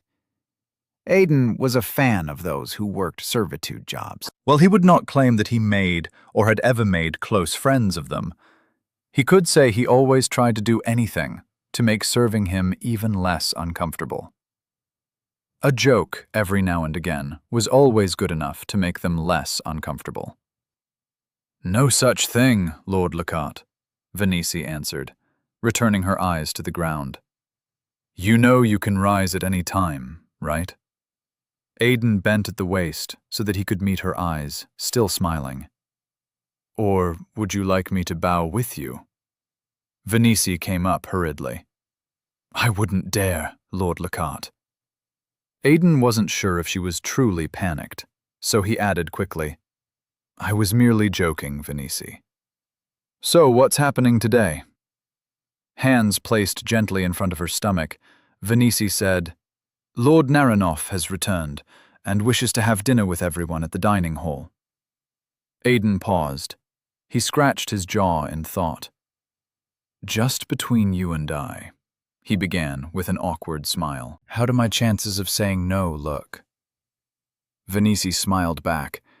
It looked more like a suppressed laugh, the beginning of a chuckle. "Abysmal." Aiden nodded. "I guess I'm having dinner with the Lord of the Manor." Tonight was Aiden's first time in the dining room of the Naranoff family, on account of having all his meals in the room. Venisi always delivered them at every mealtime and came for the emptied plates when bringing his next meal. The dining hall was as large as could be expected. A chandelier hung from the high ceiling, casting the room in blue light. Other bulbs hung from the walls, their lights dimmed to give some form of aesthetic appeal to the room.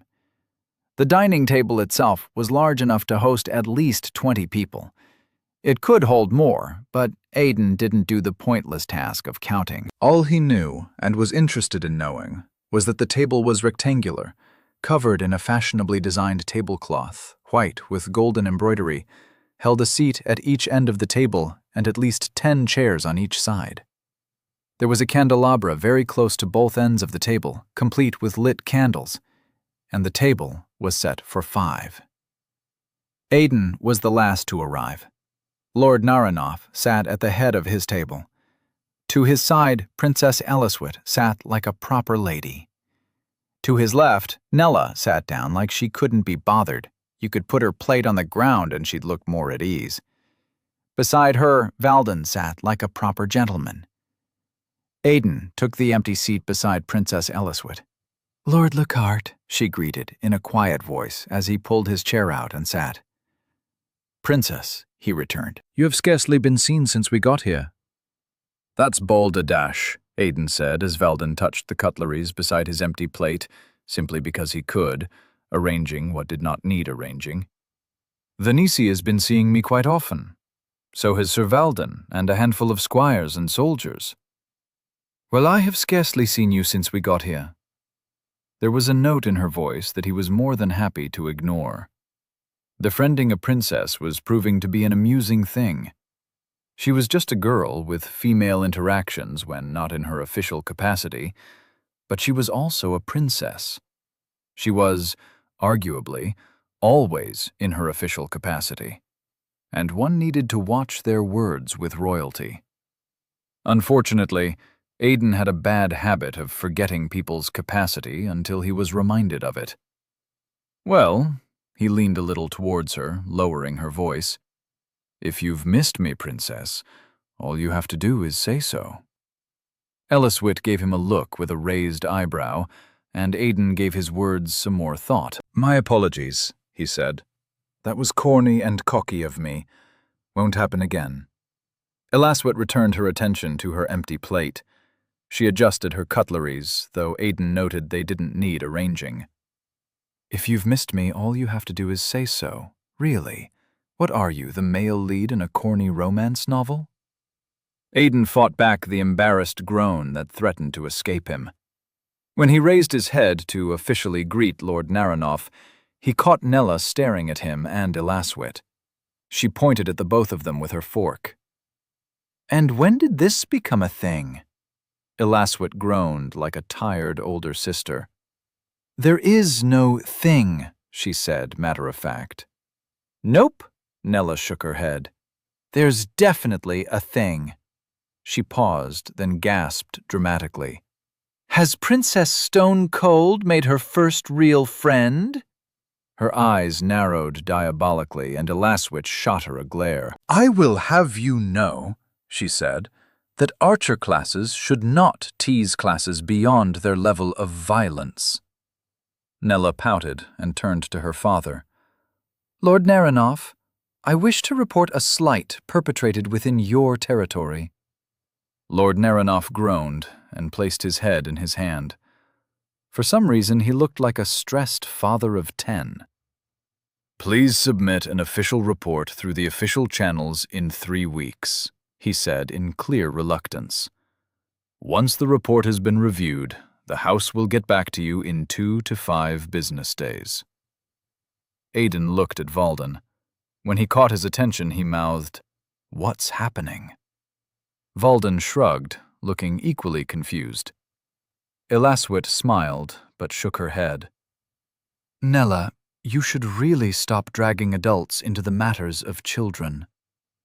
"Says the childish adult," Nella said. "If it were your house, you'd be reporting me to the king." Lord Naranoff groaned again. This time, it was louder. I feel like I've been transported 10 years in the past. Oh, come off it, father, Nella said, then twirled her fork between her fingers. You're enjoying the attention. Lord Naranoff shook his head. I'm really not. I'm really sorry about this, Lord Naranoff, Elaswit apologized, her tone official. I will do my best to keep my friend on her best behavior during my remaining stay here. Lord Naranoff nodded in acceptance of the apology. Please do, he said. And if you can, teach her how to apply makeup like a proper lady. She has the dress code down. He gave Nella, who was currently dressed in pants and a shirt, a tired look. At least when she wants to. The makeup, I believe, is where her problems lie. I know my words will later come to bite me in the back, but sometimes I worry that the only men that will ever propose to her will be adventurers. What's wrong with adventurers? Nella asked, petulant. Aiden knew what was wrong with adventurers. As harsh as it might sound, Lord Naranoff said with a careful voice.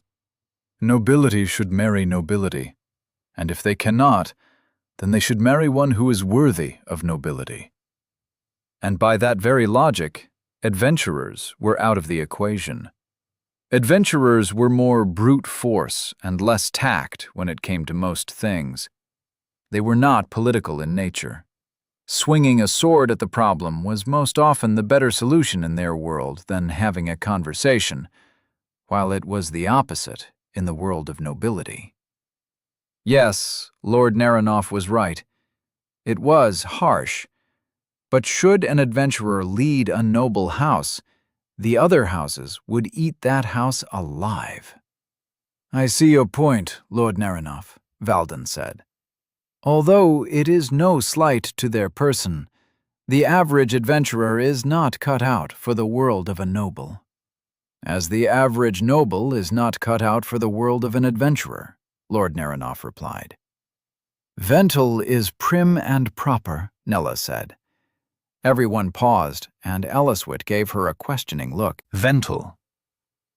Vental is an exception to the rule, Lord Naranoff said to his daughter.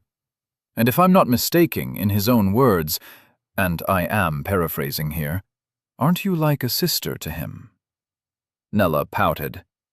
Only because he hasn't gotten to see me in a gown? Aiden almost laughed. Vental sounded like an interesting man. Who would dare to friend-zone a daughter of a powerful lord in the kingdom? Again, Elaswit said, with as much politeness as her impatience could handle. Who is Vental? Some young adventurer my daughter has taken a liking to, Lord Naranoff answered. I must say I do like the young lad. He might have come from less, but he has the makings of a lord. Honestly, I would take him as a son-in-law in a heartbeat. Alas, my Nella is too much of a sister to him for that to happen. I'll have him courting me before the year runs out. I do not blame the young man, Lord Naranoff sighed dramatically, pretending to ignore his daughter. He is too dashing a man, and the adventuring life is already stress enough. I would not wish the strain of a woman in his life when he can find a lady. Elaswit chuckled in easy entertainment. Then she caught the look of amused confusion on Aiden's face. This is entirely normal, she assured him. I used to come here a lot as a child.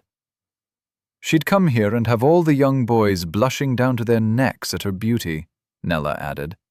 And she was always so fun, not stuck up like her brother.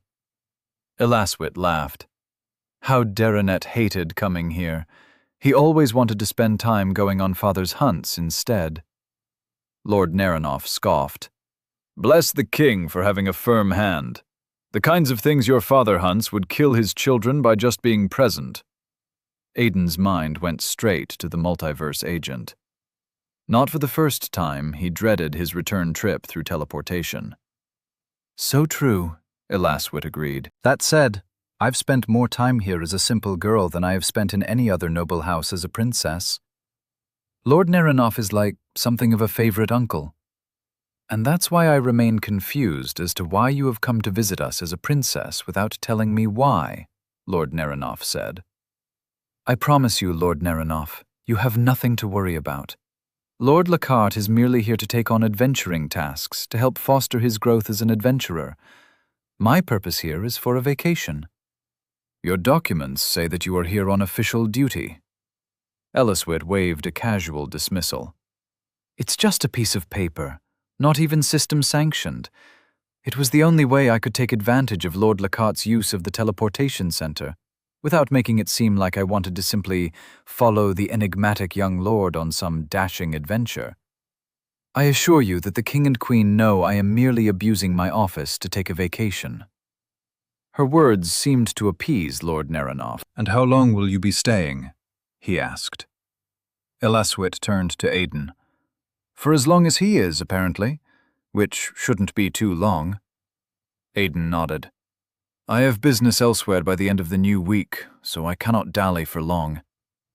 Well, if you need any help smoothing things over with the Adventure Society, just let me know. I will be more than happy to help. Lord Nerinoff placed his hand on a small napkin beside his set plates, and a small enchantment lit up in a soft green glow. Maids started entering the dining hall after that, pushing trolleys with covered plates of food. There were 3 maids in all, and they set the table, stacked it with each plate or bowl, then uncovered them. The room was filled with the sweet smell of meals of different kinds almost immediately.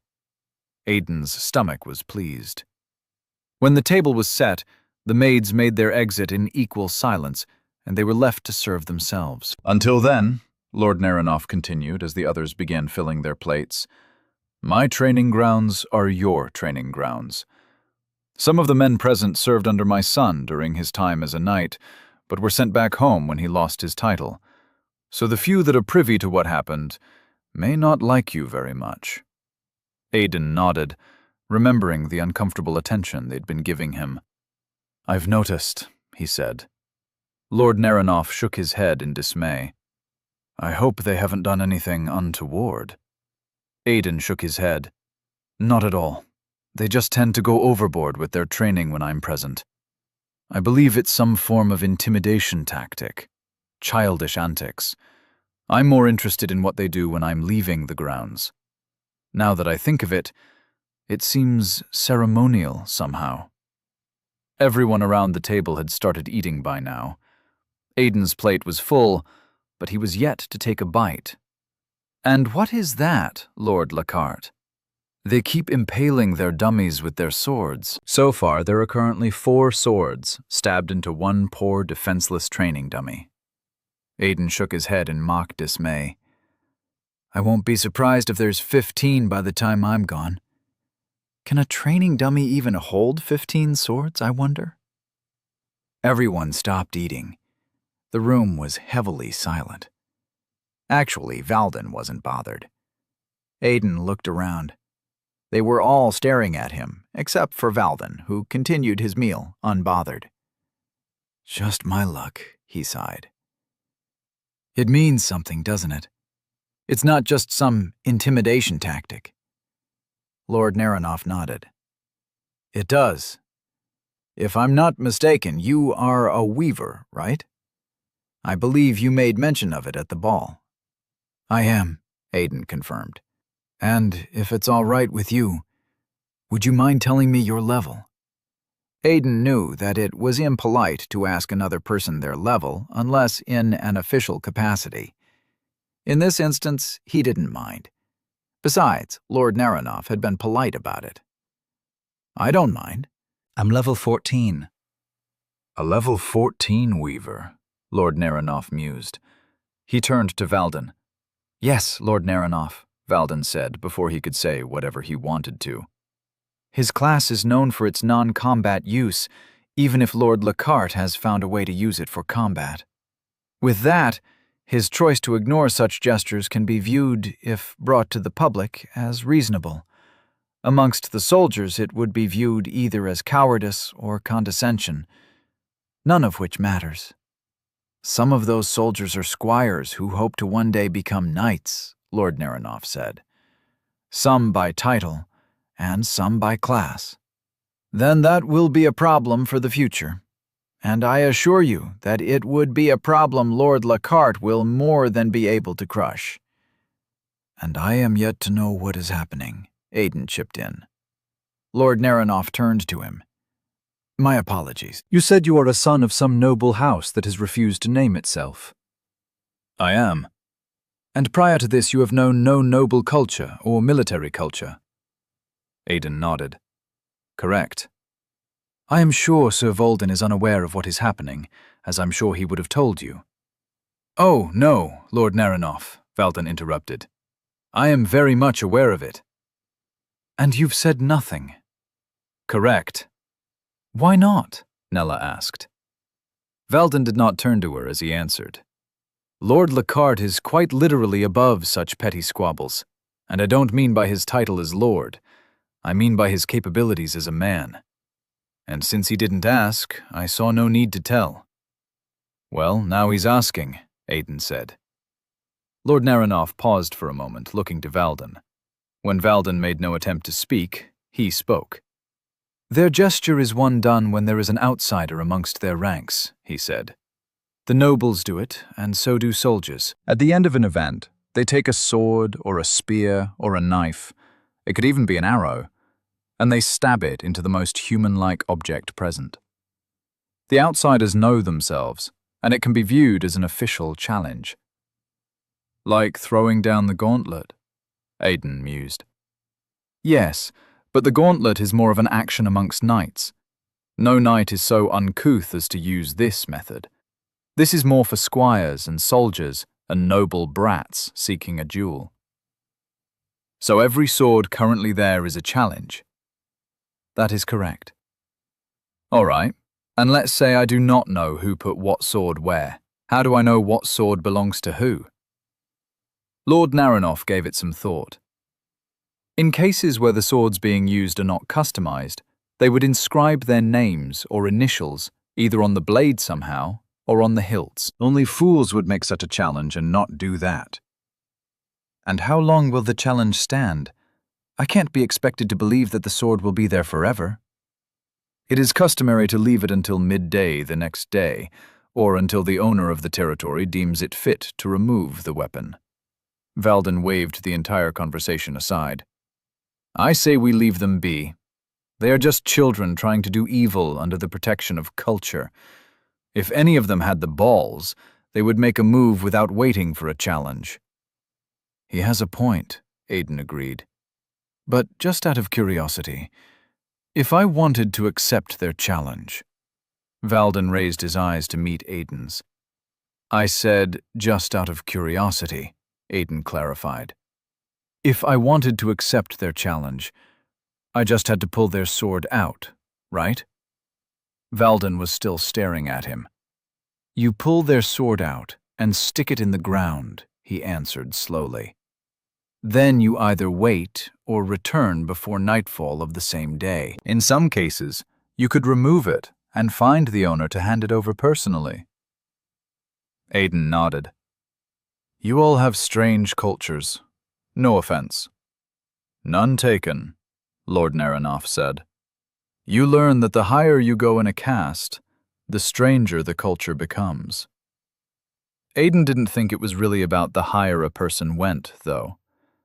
The Order had a strange culture of their own. There was only one kind of challenge, and it was always to the death. But you had to be worthy to make the challenge. You would cut your palm and make your way to the person you wanted to challenge, and rub your blood down the person's face unhindered. If you were stopped even once before your blood got to their face, you forfeit the right to make that challenge. It was a barbaric culture for a place as civilized as the Order, and Aiden had only ever made a death challenge once. Valden was right. These were children playing children's games. It was also funny to realize that he'd already known of the custom. It was just some random piece of information in his brain that he never bothered to remember. To him, it had always been that unimportant. The rest of the meal was eaten in silence. Mundane conversations were held, but mostly between the princess, Lord Naranoff, and his daughter. Everything else proceeded smoothly. When dinner was concluded, each of them returned to their rooms and turned in for the night. Lotwood had been a squire by class and title for 2 years now, and had been serving under House Naranoff's name for the same period of time. And in all his time serving, he had never seen something as stupid as what he was witnessing right now. It was early in the morning, just after the break of dawn. First light had pierced the skies, and every creature on Nustild, save the nocturnal, were rising from their slumber. And 8. The voice was simple and clear in its finality, but also amused. It was like the owner was curious about something he couldn't even be bothered to think of as important. And that should do it. Lotwood watched as the visiting lord stuck the final sword in the ground, forming a ring of swords and 2 spears. Then he sat in the middle of the ring. He had officially accepted the challenges posed to him. All 8 of them. Chapter 27. Dangerous. The sun was up by the time the first person showed up. It was a young soldier from what Aiden could tell. He remembered seeing the man around a few times. Though he called him young, the man was probably older than 25. The man hesitated at the entrance, stunned. After a moment, he gathered his wits about him and went about his day. He cleaned as best he could, arranged as best he could. The man checked up on the dummies and the weapons, but made no attempt to get close to Aiden. Aiden didn't blame him. It was safe to say that none of the swords belonged to him, and he didn't want to have anything to do with what was happening. It was 2 hours past first light when everyone else started trooping in, and soon the challengers started to show themselves. It was in the scowls Aiden saw. Most of the soldiers scowled, but the challengers had a specific type of scowl. Somehow they managed to make it condescending. They looked like predators spotting a prey. Aiden sighed. How unfortunate. When even the armored trainees came in, Aiden finally got up. He stood in the middle of a ring of 6 swords and 2 spears and looked around at everybody. "Let me make one thing clear," he announced, drawing the attention of even those that wanted no part of this to him. "I am not a nice person. I am not kind enough to play games. By the virtue of these weapons, you have all made your decisions." You have challenged me, and not the other way around. Mumbles rose slowly from the crowd, but one of the armored trainees stepped away from the section where only they trained. He wore light armor and no helmet. It seemed he was yet to put on his complete armor. "Silence!" the man declared. Everyone obeyed immediately. "He is the challenged," the man continued. "You may not like him, but you will accord him the respect due of the challenged." Aiden nodded to the man. "Thank you." "I did not do it for you," the man replied coldly. "I like nothing about you, but respect is important. Cultures must be respected." Aiden nodded. That was quite unfortunate because the man wasn't going to like what he was going to say next. "As I was saying," he continued, "I am the challenged, and that's fine and good. But I came here for my own reasons, and this little display of yours has chosen to delay my plans a little bit. That said, if I am forced to play your games, then you will be forced to play mine. I will face you to first blood, to surrender, even to the death." Aiden saw scowls turning into grins, feral smiles widening. One particular scowl turned scared, and the man paled. "However," Aiden went on, "I will do all this on only one condition. We will face each other without active skills. If you agree, then we can play this game of yours. If you do not, then understand that I will place all your swords and spears back in that poor dummy, and you can riddle it all you want. and you will continue to be ignored until the day I leave." "You cannot!" someone shouted from the crowd. "It is not allowed!" Aiden snorted. "And yet I will." "You will go against culture," another asked, the voice feminine. "Your culture," Aiden pointed out, "not mine. Say what you want, but as someone famous once said, I'll do what I'll do, and you do what you can do about it. Now hurry up, make your decision, and let's get this over with." "I have more important things to do than play these childish games." He stepped out of the ring of swords while the muttering resumed. He could hear the anger. Good.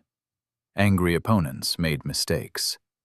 Unsurprisingly, the armored man did not step in to quell it, as he had done once before.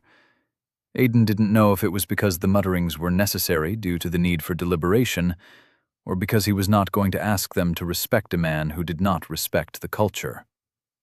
Probably the latter, he thought, as he picked up a sword from the training pile. He checked it as he waited. It was too worn out. He dropped it and picked another.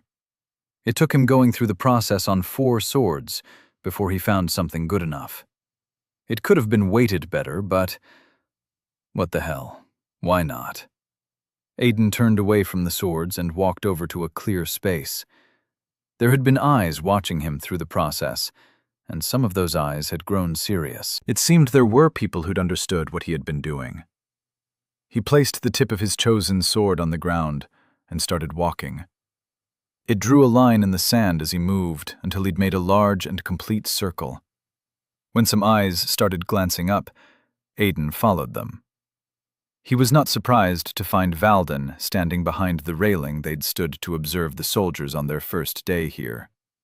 Beside him, Nella stood with a puzzled expression. When Aiden was done with the circle, he stood inside it. A man walked out from the crowd and over to the ring of swords.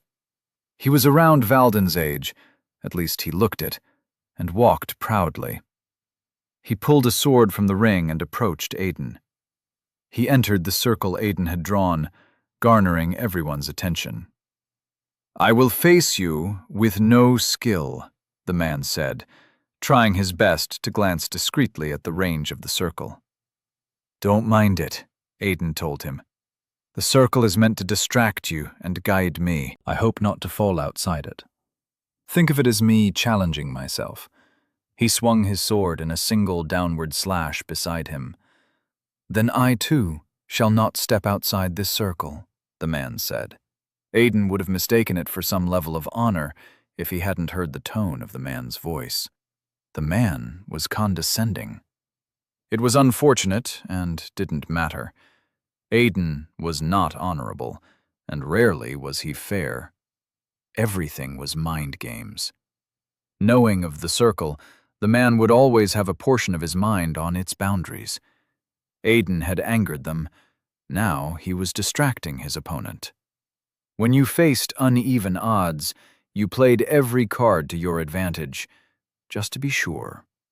"You will begin on my call," Valden's voice boomed over the entire training space. Whether it was because they knew who he was or because of Nella standing beside him, no one objected. Some of the armored trainees even straightened up, stood at attention.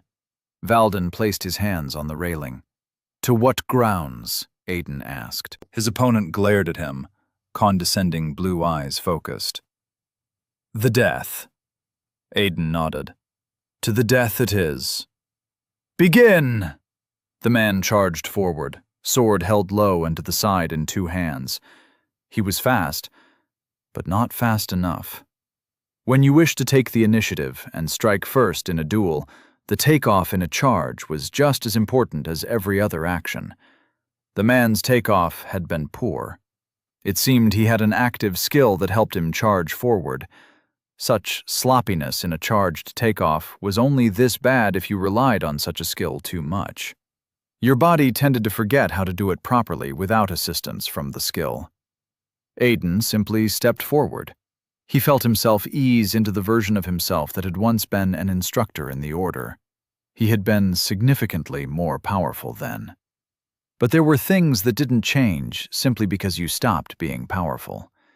He leaned back on his first step and let the man's upward swing skim past his face. It had been designed to take his neck, and without hesitation. A death blow with a lot of power behind it. The man spun into the swing, exposed his back for a moment, before following up with another on his turnaround. The second attack was sloppy, and Aiden parried it easily, sent the sword skewing up and away. In return, he stepped forward and brought his sword down in a simple forward cut with both hands. The man hurried to block it. Caught in an awkward position, his defense was successful, but sloppy. Aiden followed up with a simple side slash as he stepped forward again, footing casual but precise. His opponent hurried to block that too as he took a step back. Aiden swung again, stepping forward with each swing. Head, shoulder, waist, stomach, head. Each swing was basic, simple. Each swing was powerful. It was always the first thing he taught new recruits. The basics were powerful. They were greater than what most people thought. The trick to overpowering an enemy with the basics was to ensure that every swing, as simple as they were, was intended to kill. By the 8th deflection, his opponent glanced back, against his better judgment, checked how close he was to the edge of the circle, and that was the distraction. Aiden switched, swung his sword down with one arm this time. The man hurried to defend himself. Panicked by his distraction, he swung his sword against Aiden's with both hands. If Aiden had used both hands, as he'd been doing since the beginning of the fight, the blow would have been defended perfectly. But he wasn't. The man swung too hard, and while it deflected Aiden's blow, pushing his sword arm back, it left the man wide open. Aiden didn't worry about his sword. He kicked the man in the chest instead, and sent him falling on his butt and outside the circle.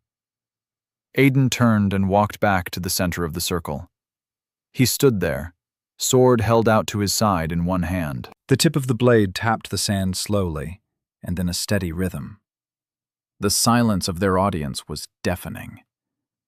The man picked himself up and looked down at the scuff marks he'd left in the line of the circle as he'd staggered out of it. He looked from it to Aiden and back. Aiden said nothing. He allowed the man decide which one of his words was more important. To the death, or that he would not leave the circle. Everything is a game of the mind. Aiden saw when the man made a decision. His entire face squeezed in a scowl, twisted in anger. He hurried back to his feet and stepped back into the circle. To the death it is. He charged Aiden once more, sword slashes coming in a horrid flurry. Aiden did not retreat. He stepped into the attack, sword raised in both hands, deflecting each blow. The sounds of metal clashing filled the silent training ground. Anger fed strength, but it, most times, starved technique. The man's anger fed power into his blows, certainly depleting his stamina faster until the man's attack slipped up again. He broke his own flow in between combos, and Aiden stepped into it. He slipped into the man's attack on a downward swing, caught the swinging arm over his shoulder, and tossed the man over him with a shoulder throw. Aiden winced at almost nicking himself with his own sword. The man hit the ground with a loud thud. Aiden moved quickly. He stepped on the wrist holding the man's sword, and placed the tip of his sword against his neck. "Yield," he said. The man spat at him, which was stupid because the distance between them was a lot, and his spittle just ended up falling to the sand. "To the death!" the man ground out. Aiden raised his head to look at their silent audience, and the man moved. It was a simple twitch, cut off when the tip of Aiden's sword pierced the fabric of his shirt, and cold steel touched flesh. He looked back down at the man. Yield. The man was defiant. Honor or pride, Aiden wondered. In the end, it didn't matter. He had been a good person once. Then his brother had left him, a kingdom had turned against him, and he had joined the Order. Aiden moved the tip of his blade to the man's shoulder, the one that belonged to the arm holding the sword. He drove his blade into it, slowly. The man gasped in pain. His free arm rushed up to grab the sword. The action moved his shoulder awkwardly, and Aiden watched the man's eyes widen in pain as he let out a pained scream. He did not stop pushing his blade. The man did not stop scrambling. He was raising dust. Eventually, he pushed through his pain and grabbed the blade of Aiden's sword in his hand. He tried to pull it away, and Aiden wondered how much faith the man had in friction. Too much was the answer. Aiden pushed his blade deeper. When the man tried to pull the sword out, test his strength against Aiden's, he only succeeded in cutting his palm and fingers on the blade. He let out another scream, releasing the blade. Aiden pushed a little more, and a notification flashed in front of him. "You have dealt a critical blow." At the same time, the man's eyes flashed to the air in front of him. His interface was probably alerting him to how much health he'd lost. Critical blows often took out a chunk of health. Aiden pushed further. He was making sure not to strike bone. "Yield!" the man bellowed. "I yield!" Aiden stopped. The blade was almost through to the other side. He drew his blade free and stepped away from the man. He checked his stamina. Stamina, 91%. Chances were the man's level wasn't that high. Maybe he should have asked for the average level of the people here. The man picked himself up, but his sword arm hung limp, and his sword fell from his hand. There was a small patch of blood in the sand, and now it dripped down the man's limp arm from the injury in his shoulder, soaking his shirt. The man looked at Aiden, then at his sword. His head twitched to the side, and Aiden noted how he refused to look at his comrades. He left his sword in the circle as he staggered his way out of it. Defeat and pain affected a person gravely, especially when they expected victory in its place. Aiden wondered how this would affect the man. Perhaps I should keep an eye on him. He walked over to the scoffed line of the circle and redrew it with the tip of his bloodied blade, then turned to the crowd. There were no sneers or scowls left. No one was looking down on him now. Next. By the fourth challenger, Aiden's stamina was at 62%. The entire arena was silent. The armored trainees watched with rapt attention as a boy younger than everyone present ran a gauntlet on those older than him. The fourth challenger chose until surrender, and surrendered after being forced out of the circle. Aiden had not yet used any complicated sword techniques. The basic sword movement of the Order was proving sufficient, even if it was taking more of his manner to win in the way he was with it. The sixth man was the first spearman amongst the challengers. There was a part of Aiden that wanted to face the man equally with a spear, but he wasn't so stupid. While the spear was a weapon he was capable of using, he did not have the skill. Challenging someone with their weapon of choice when you did not have the skill to back it up wasn't just hubris, it was stupid. It didn't matter how well he'd known the spear in his past life. Aiden just couldn't bring himself to that level of stupidity. The fight was a little tricky. The man employed the advantage of a spear's reach and had sharp and fast thrusts. Aiden had needed more than the basic sword skills to fight him. It had pushed his footsteps up a notch and forced him into more complicated techniques. The fight took far more stamina than the others had, and Aiden finally broke a real sweat. But defeat did not befriend him here. Valden and Nella watched in silence, even as he overpowered the man and dealt him a fatal blow to the thigh, rendering him unable to fight. When the man struggled some more, the butt of his spear pressed against the ground to help him stand. Aiden walked up to him and shoved him in the chest with his foot. Stay down, he told him in a calm voice. Every man should know when he's lost. You did not choose to the death, so I have no compunction to watch you bleed to death here.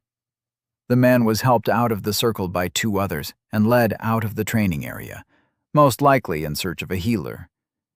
Maybe it was from seeing Aiden work harder against the spearman, maybe not.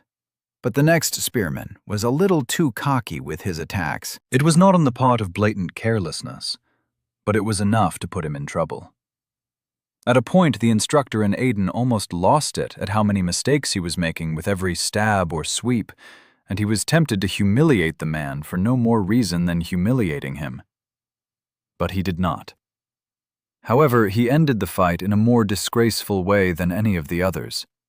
He slipped through the reach of the spear, drew close enough to render the spear an uncomfortable weapon of choice, and knocked the man out with a fist to the face. He let the man fall to the ground in an unceremonious heap. Only 1 sword remained in the ground now as Aiden pulled up his stamina. Stamina 38%.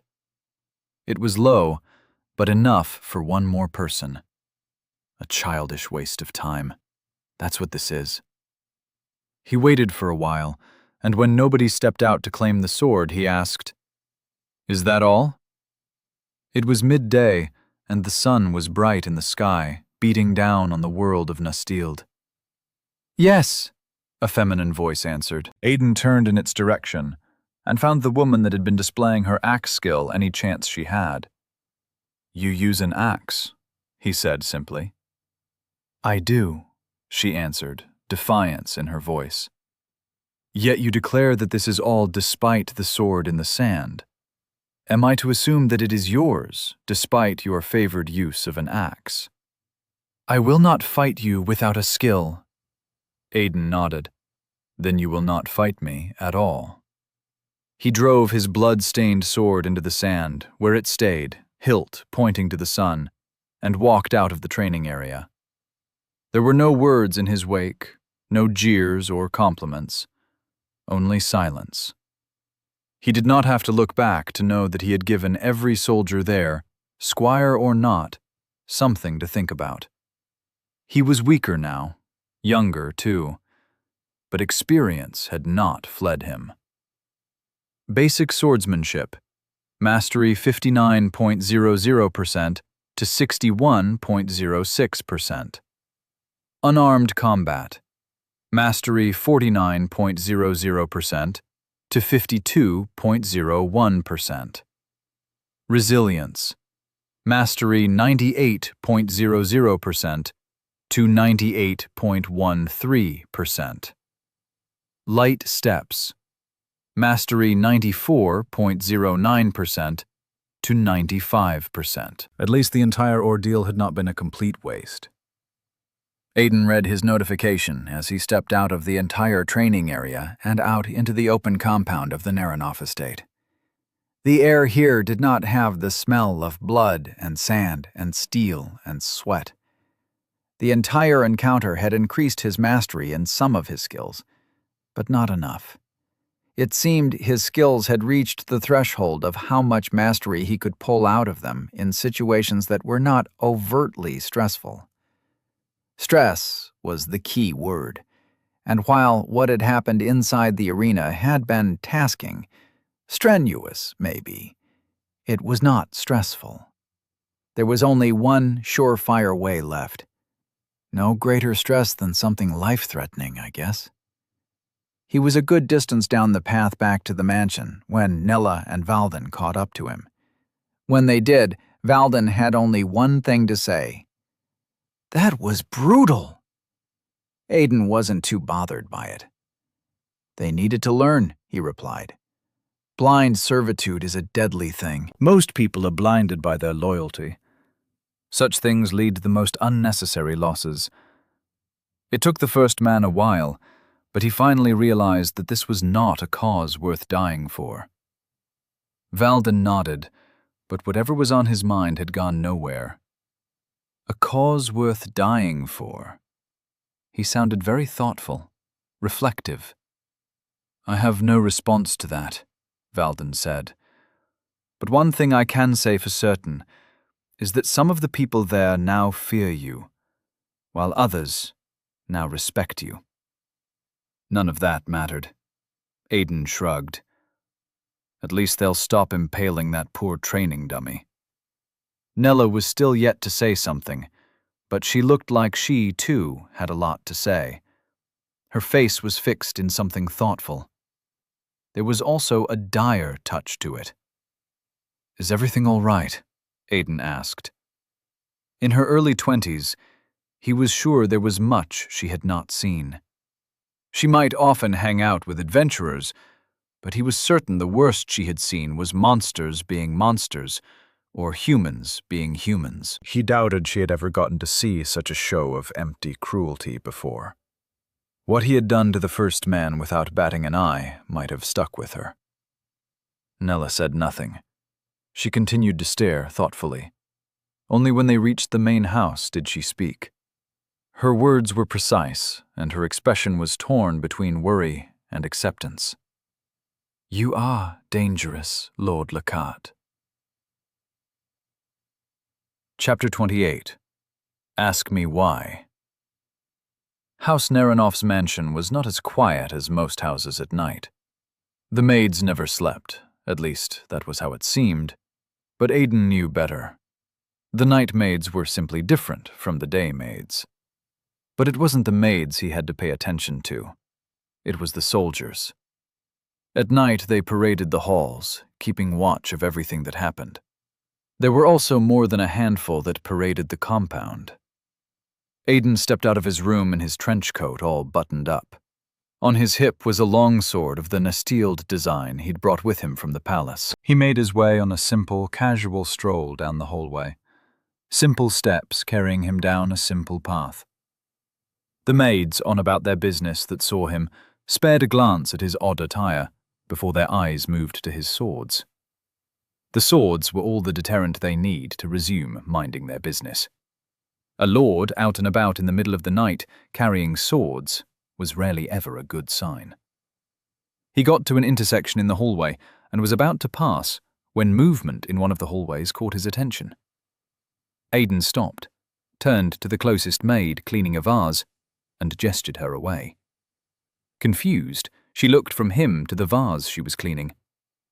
Aiden didn't want to scare the woman away, but he also didn't have the time that was needed to convince her carefully.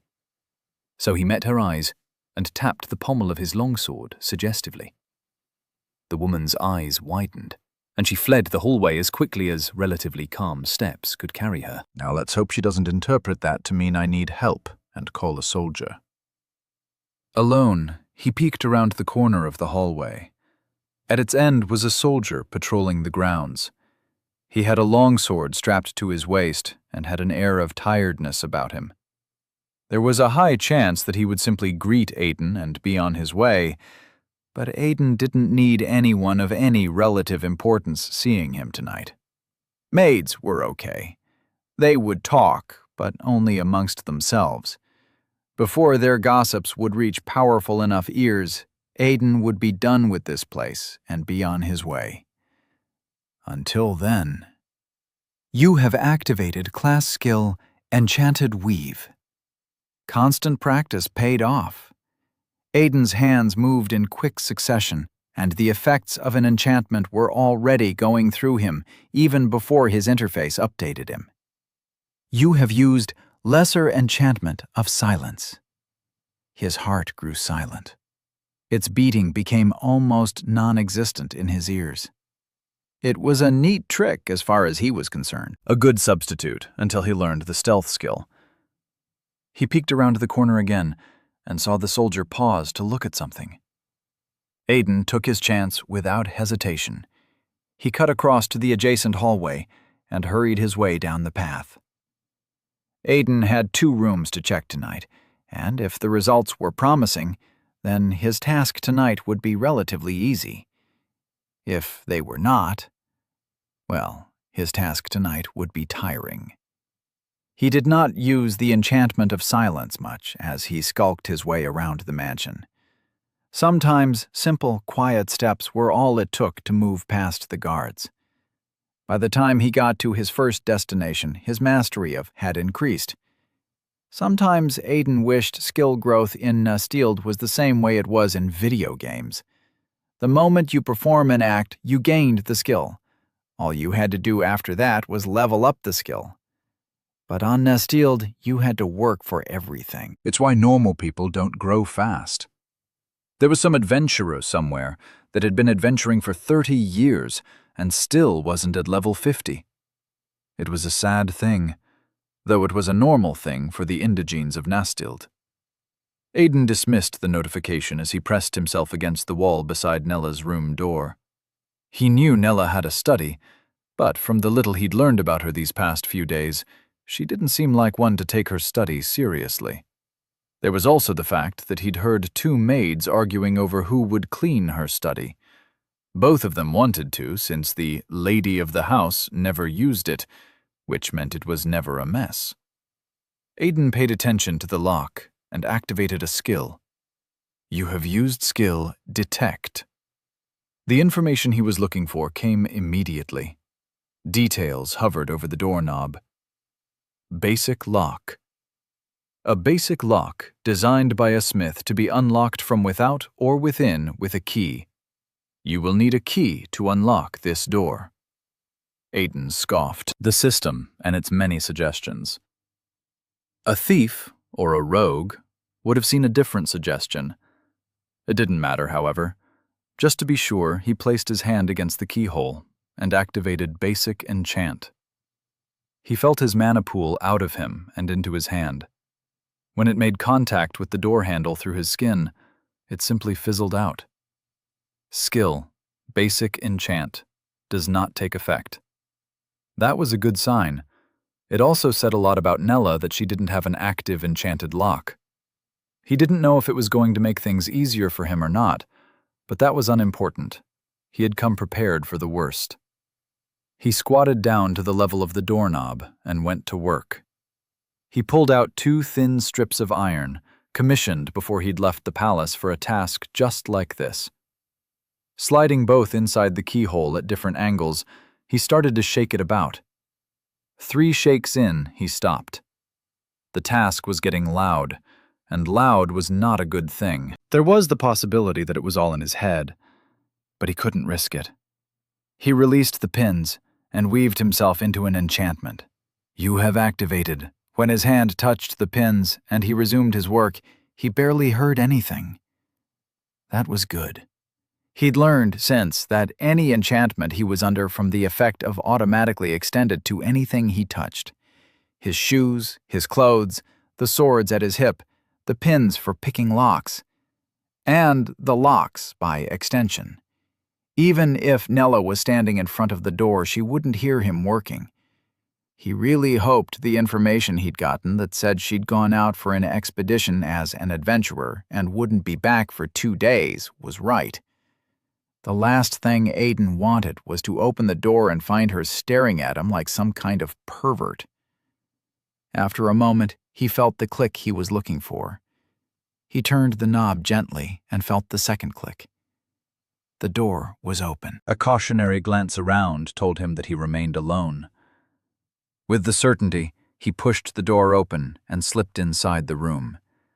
He retrieved the lockpicks before closing the door behind him. The first sight he was met with was a message from his interface. You have learned lockpicking. Mastery 0.02%. That's odd, Aiden mused as he dismissed the notification. Usually, his skills started at nothing lower than 0.210%, even if it wasn't all of them. But this was low, very low.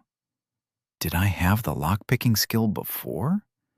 He gave it a quick thought, and the answer came to him. He hadn't.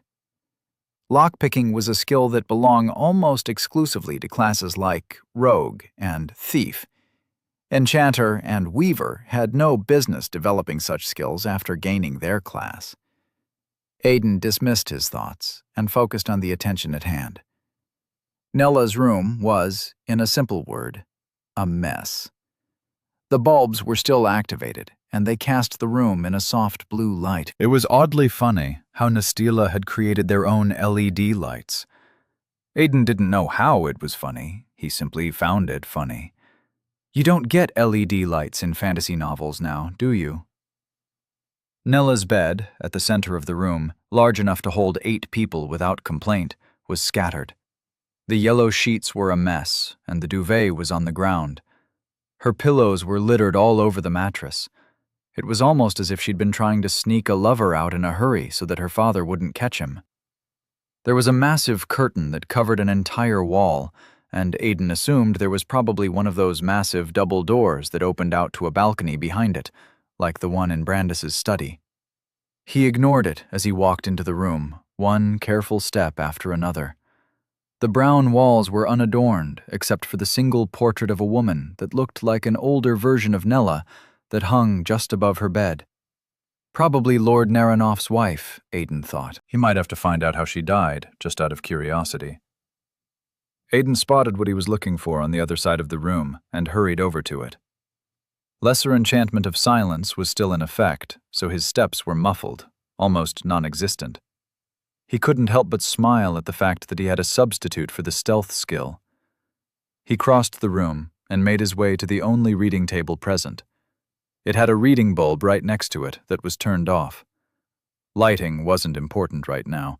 Besides, the room had enough blue light for him to see almost anything, even fine print. At least as much as a person could read with blue lights. On top of the table were 3 pens and nothing else. Far neater than the bed. Aiden ignored it and went for one of the drawers. Nella said her and her adventurers were currently mapping the cave, and that she had a copy of the place that was still a work in progress. Aiden wasn't hoping for a perfect map, just a framework he could work with. He pulled a drawer and paused. Does she have no sense of privacy? He wondered as the drawer opened. It was confusing to see someone of her status not lock her drawers or have an enchanted lock. I'll be happy to run into a booby trap at this point. He looked into the drawer and found it empty. A sigh escaped his lips. Go figure. He closed it and opened the next one. There were more pens, some torn-up pieces of paper, and some cosmetics. He picked one of the cosmetics up just out of curiosity. It was designed for powdering. On the east side of the room was an entire vanity mirror next to the wardrobe. It was complete with a small wardrobe of its own. You have got to be kidding me. The remaining drawers were basically the same thing. More cosmetics, some pens, and an arrowhead made of what he could only imagine was ivory. Things he felt belonged at the vanity mirror. If it's not in the drawer, where would she keep it? It was mind-befuddling. Aiden was beginning to come to the conclusion that there was likely no map in her room. Had he chosen wrong? Should he have gone to the study instead? His mind kept going through the possibilities. The study had always been his second option. Nella's room was only the first because of what he'd heard from the maids. Or maybe... Aiden went to the vanity mirror. It was a long stretch, but if Nella was keeping her makeup at the reading table, there was always the possibility that she was using the vanity for the wrong reasons as well. He went to the vanity. The third drawer opened up to a few folded-up pieces of paper. It was simply insane. Aiden found what he was looking for by the 5th folded-up piece of paper. It was a poorly drafted map, an insult to cartographers all over his world and Nastiled. It possessed nothing but lines, but Aiden had been in enough caves to know what an attempt at mapping one looked like. Careful not to make too much of a mess, he opened up the map in front of him. Let's see if your brain still works the way it used to, he told himself. It did, but not exactly the way it used to. It took Aiden almost 5 minutes before he memorized enough of the entrance to the cave to be comfortable. When he was done, he folded the piece of paper back up and returned it to the drawer and slid it shut. Sneaking out of the room was easier than sneaking in, so was avoiding the guards on his way out. A few stairs of sneaking around and a few hallways later, Aiden found himself at the hall downstairs. There, he discarded the entire demeanor of someone lurking around and strolled down the stairs like a young lord out and about, even at this time of the night. Standing guard at the front door were 2 soldiers. One look at them, and Aiden recognized them from the training ground. The moment they spotted him, they did the most ridiculous move of placing their hands on the hilts of their sword. Aiden cocked a brow as he approached them. "Really? It is the middle of the night, Lord Lockhart." There was definitely no respect in how the first man addressed him. "You cannot leave." Aiden took a casual stance and folded his arms. "By some chance," he said, "am I a prisoner in this house?" "You are not," the second answered, "but you cannot leave the house so late at night." Aiden's eyes went to the man's hand on his sword's pommel. It was casual, but his second hand, his draw hand, was anything but. In fact, it was twitching. "It is never a good idea to take a threatening stance against an opponent," he told them. "It makes you an enemy, and I don't take too kindly to enemies." The man that had spoken first drew an inch of steel free. "This is not some honorable duel, Lord Lockhart." "It is not," Aiden agreed, "and I didn't consider any of them an enemy." He didn't have time for this. If anything, he was supposed to be facing this level of problem at the gate. It seemed his small display at the training grounds hadn't done its job properly. Maybe I should have killed the first man. He shook the thought from his mind immediately. That was order thinking. Not everybody deserved to die because they were being stupid. "All right then." He shook out his hands. "Let's get this over with, and I can apologize to the lord of the house tomorrow." The second soldier looked unsure, his eyes glancing between his partner and Aiden. He looked indecisive, even as he reached to draw his weapon. "Lord Lockhart." Everyone stopped. Aiden recognized the voice. He did not take his eyes off the men in front of him as he answered. "Princess, is there a reason you are leaving without me?" The men in front of him released their swords, and Aiden turned to answer the princess, afford her the respect she was due, and stopped. Princess Eliswit was walking down the stairs, her hair braided back and wrapped around in a bun above her head. More importantly, she was wearing a vest and pants with combat boots. Behind her, strapped to her back, was a massive cleaver as long as a longsword. Why the hell was she dressed for an adventurer's expedition? "I forgive you," Eliswit said, taking advantage of his pause. "Sorry, what?" Aiden stuttered. "When a lord sees a beautiful woman, he is meant to compliment her on her beauty," Eliswit explained, as she got to the bottom of the stairs. "Her dress, her looks, at the slightest her massive cleaver. You have not. And you have failed, too, even after getting caught trying to abandon me when we've made plans. And yet, I forgive you." Aiden's brows furrowed. Eliswood gave him a soft pat on the cheek as she walked past him. Aiden struggled to calm himself as he grit his teeth. He reminded himself that he was a child, 19 years old, and the princess was older than him by at least 2 years. "You are not a 30-year-old man being patted on the cheek by a child." He repeated the thought twice before successfully calming himself. Besides, if he was a 30-year-old man living by the logic of his old life, the princess would still be older than him. Aiden turned to find Eliswit speaking to the guards. "Names, class, and levels," she said in a flat voice. "Princess," one of them began, but she cut him off with a raised hand. He was no doubt about to point out how rude it was to ask such questions outside of one's official capacity. Sadly, Eliswit did not seem to care for such decorum in this moment. "Understand this, soldier," she said softly. "Lord Lockhart is within this house based on a royal decree from my father, the king. This decree declares and commands that he is to be granted the highest level of hospitality. The fact that I have arrived here with him should say much on that." She looked from one soldier to the other, met their eyes. "Despite that, not only have you treated a lord, a man well above your station, like a prisoner, in a house where he has been promised the highest level of hospitality, you have also drawn your sword on him." "Princess," the guard had been hesitant to draw his blade, said hurriedly, panicked. "No swords were drawn." She met his eyes. "An inch of steel drawn is a sword drawn, guard. On a guest, and your superior by law of the crown, and without provocation. Now, unless you wish for me to inform the lord of this manor about this," she paused for dramatic effect, "your name, class, and level." "No tell," the guard replied. "Slasher, level 16. Elliswit turned to the second guard. "Baltada," he said, eyes turned down and a frown on his lips. "Knight, level 17.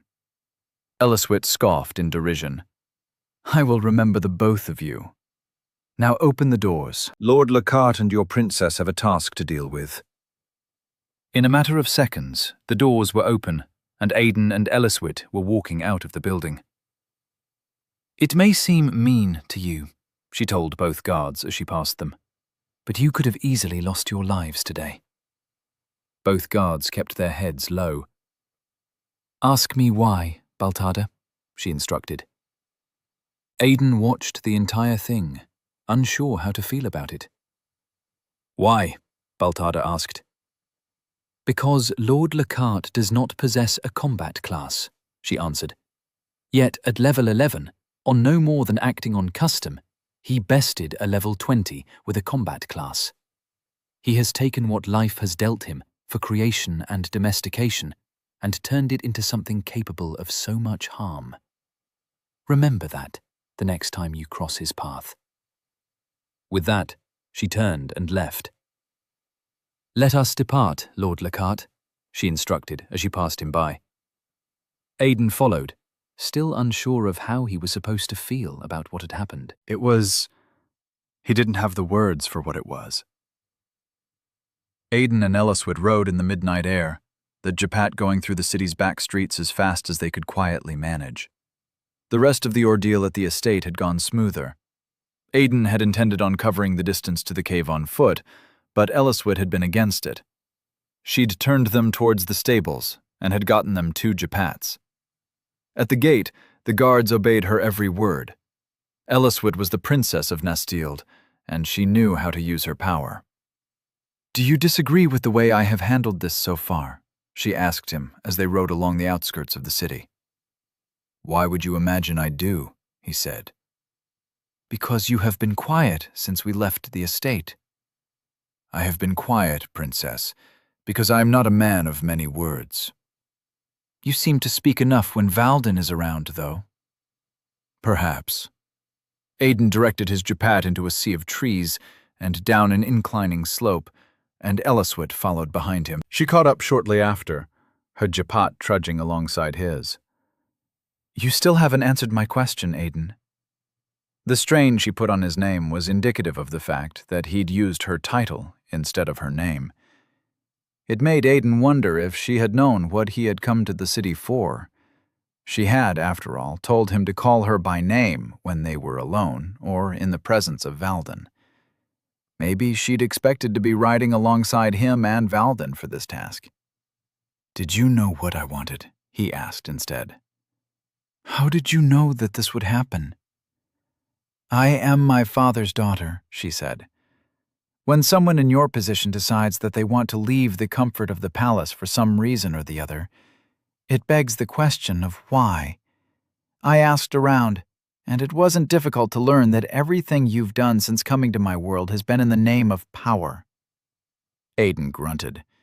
It was the only response he could give as their Japats trudged across a small stream of flowing water. "So," she continued, when the sounds of splashing water wasn't in the air, "it was safe to say that a requested trip this far north was for power.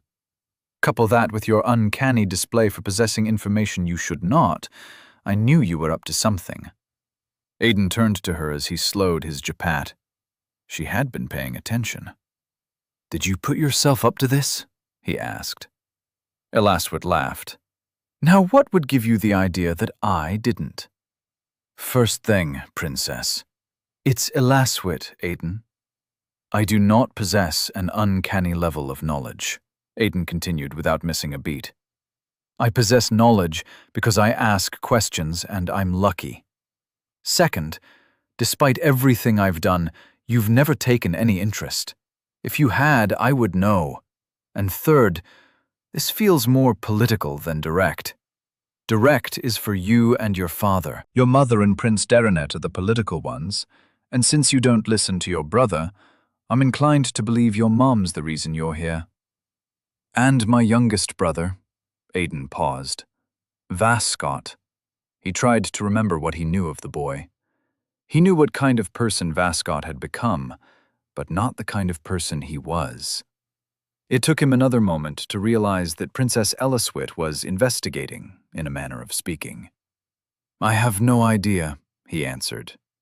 "I will tell you that I'm impressed you even remembered his name," she said. "Almost everyone ignores him." Aiden wasn't surprised. Everyone ignored Vascott. Aiden had certainly ignored him in his past life. "He's a part of the royal family," he said. "Everyone should know the names of the royal family." Aiden looked around, calculating how far he'd gone as they lulled back into silence. One of the pieces of information he'd gotten before leaving the palace was a map of the Naranov territory. If he wasn't mistaken, they were in the right geographical area. Why didn't I look at the map once more? "Where are we going, Aiden?" Elaswit asked, as his Japat marched in a circle. Aiden's head remained on a swivel, thinking. Would have been easier on foot. His brain worked better on foot. "If I said I wasn't going to tell you," he answered. "Will you turn back?" Elaswit snorted. "You should know me better by now." Aiden paused on his search and looked at her. "You do know that I've spent, in sum total, less than a day with you, Princess. And yet you avoid me like you know me and don't like me." Elaswit gave him a fake smile. It was oddly warm, friendly. Who would have thought I'd be friends with a princess in this life? "So, would you like a map?" Aiden paused. She'd had a map the entire time. He shook his head. Of course she did. He held a hand out to her. "Yes, please." She laughed and offered one to him, pulling it from somewhere behind her. It was rolled up. 3 soldier belts and no maps. You should rethink your life choices, Aiden. Aiden took the rolled-up map. My life choices are just fine, Elaswit. He unrolled the map, held it out in front of him, then frowned. Not enough moonlight. He rolled it back up and gave it to her. "What?" she asked. "You aren't going to tell me you've gotten it that fast." Aiden shook his head. "I didn't. There's not enough moonlight to see with." "Aren't there enchantments that give you the ability to see at night?" "There are." Aiden frowned, looking around once more. "But those enchantments are above my current level. I can't use them even if I wanted to." He turned, his Japat trotting along with him. After a while, he pointed. "That's east." Elaswit nodded. "Then that's north." He pointed again. Elaswit nodded. "Then," he pointed. "That's south." He turned and kicked the Japat into a trot. Elaswit followed. They rode for almost half an hour before Aiden found what he was looking for. He reined in his Japat and dismounted. Elaswit did the same. When they were done tying their Japats to a tree, she asked, "So where are we?" "The cave." "The cave?" Elaswit looked at him. "As in, the cave, the cave? The one Nellie's investigating?" "Nellie." "Nella Naranov. I call her Nellie." Aiden nodded. "Well, yes. Nella's cave." "Why?" "Because I'm trying to get a unique skill." "Haven't people been dying and getting missing in there?" There was a note in her voice. Aiden knew it well enough. It was fear, which wasn't illogical. He started walking forward, downhill. The forest grass was slowly being overthrown by sturdy ground. "You can always wait out here, Princess," he said over his shoulder. "I'll be out in a few hours." "You want me to stand out here in the open for a few hours?" She panicked, then rushed after him. "There could be other monsters out here." Aiden looked at the handle of her cleaver poking out from over her shoulder. Aren't butchers supposed to be badass? "Who said I'm a butch?" She paused. "It's the cleaver, isn't it?" she asked with a sigh. Aiden nodded. "It's the cleaver." Butchers were the most common class known to use cleavers in combat. They walked another few steps, still going downhill. The ground grew firmer with every step. Aiden kept his attention on the path around them, the trees, the small sounds of insects chirping, the life of the forest. Elaswit had a few things to say, all of them mundane. Aiden kept his attention on the task at hand. It was a little unfair of him, but now that he knew she wasn't here simply because she could be, he was keeping his replies close to his chest. Back in the palace, the others were most likely getting ready for their mock battle. He wondered if Leto had finally hit level 10, and what class he would have chosen. If there was anyone whose life he'd impacted intentionally in this timeline, even if it was in a small way, it was Leto. There was a part of Aiden that wanted Leto to be offered a class better than Thief. Eliswit realized that Aiden wasn't in the mood for much talking when she asked a question about him and returning to Earth, and he'd replied with a grunt. After that, she'd remained silent. When they got to their destination, Aiden stared at the entrance with a tired expression. He'd really been hoping, but hope wasn't always a friend. "So what do we do about that?" Eliswit asked. Aiden shrugged. "We continue with what I came here to do." At the entrance to the cave, 8 Japats stood idly. Some people were here. Aiden only hoped they were adventurers. If they aren't, you could just kill them. Or not. He hated when he thought this way. Chapter 29. The Cave 1. Inside the cave was dark. There was no bioluminescent moss or trickle of light from a localized ecosystem. It was simply dark. Aiden led the princess forward with slow steps. He kept his attention on the path with hands and feet, poking at rocks or elevated grounds, touching ridges as they moved. "Why didn't you bring a light?" Eliswit asked in a low, annoyed voice, though it was clear that she wasn't annoyed at him. Aiden shook his head, smiling. "Who said I didn't bring a light?" he whispered back. "That better not be a smile I'm hearing in your voice," Eliswit shot back.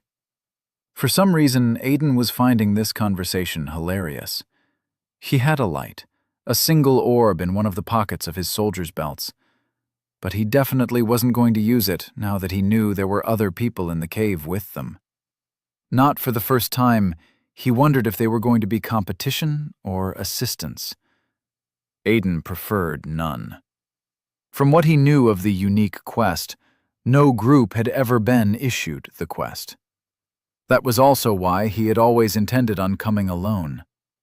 Guided by what he remembered of the beginning of the cave from the map he'd gotten from Nella's room, he led them down a turn. It was tight, so that he and Eliswit practically had to shimmy their way through, him less than her, walking sideways one after the other.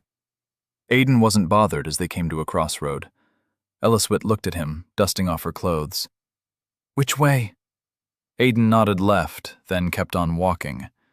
Going right would simply lead them in a loop and send them back to the entrance. The cave was like a natural maze after all. "How the fiddlesticks are you navigating this entire place?" Eliswit asked as they wandered on. "I can barely see you in this darkness." "With my hands and feet," Aiden answered easily. "Did you know, Princess, that if you do something like this long enough, you might get the compass skill?"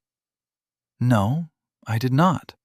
Eliswit didn't sound impressed by the piece of information.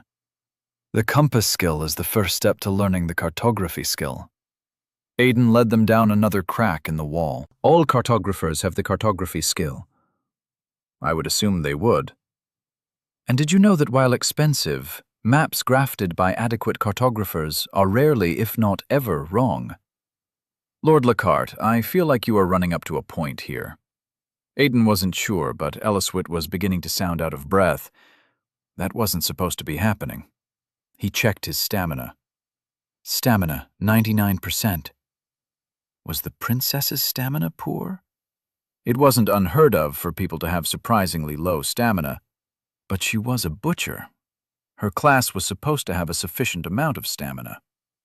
The point I'm heading to, he continued, is that did you also know that all maps drawn up with the assistance of the cartography skill are system-sanctioned maps, and all maps drawn up by cartographers have a system feature that allows you to read it even in the dark? Lord Lockhart, Elliswit snapped, you're getting quite talkative. Get to the point. My point is, why do you nobles not have maps drawn up by actual cartographers?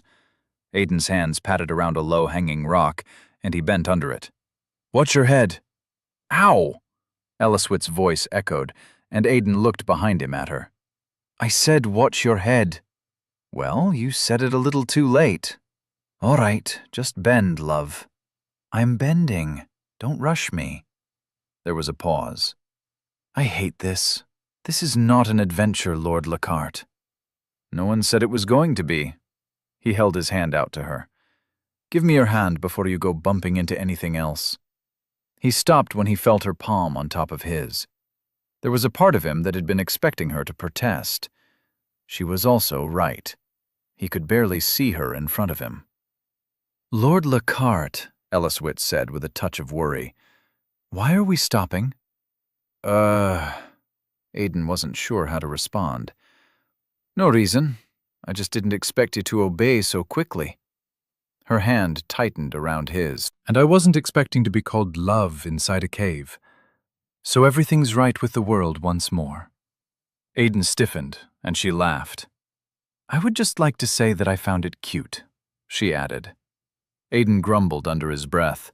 Why the hell had he called her love? Forget it ever happened, he said with a touch of embarrassment as he held her hand and continued forward. I can't really say I'm surprised, Elliswit continued. Considering the way you've been calling me lately, I think it was just a matter of time. The way I've been calling you, Aiden asked, confused. It was difficult navigating the darkness while holding on to her hand. How have I been calling you? I'm not sure, Elliswit answered. But since we left the estate, your princess has been sounding less like a title and more like an...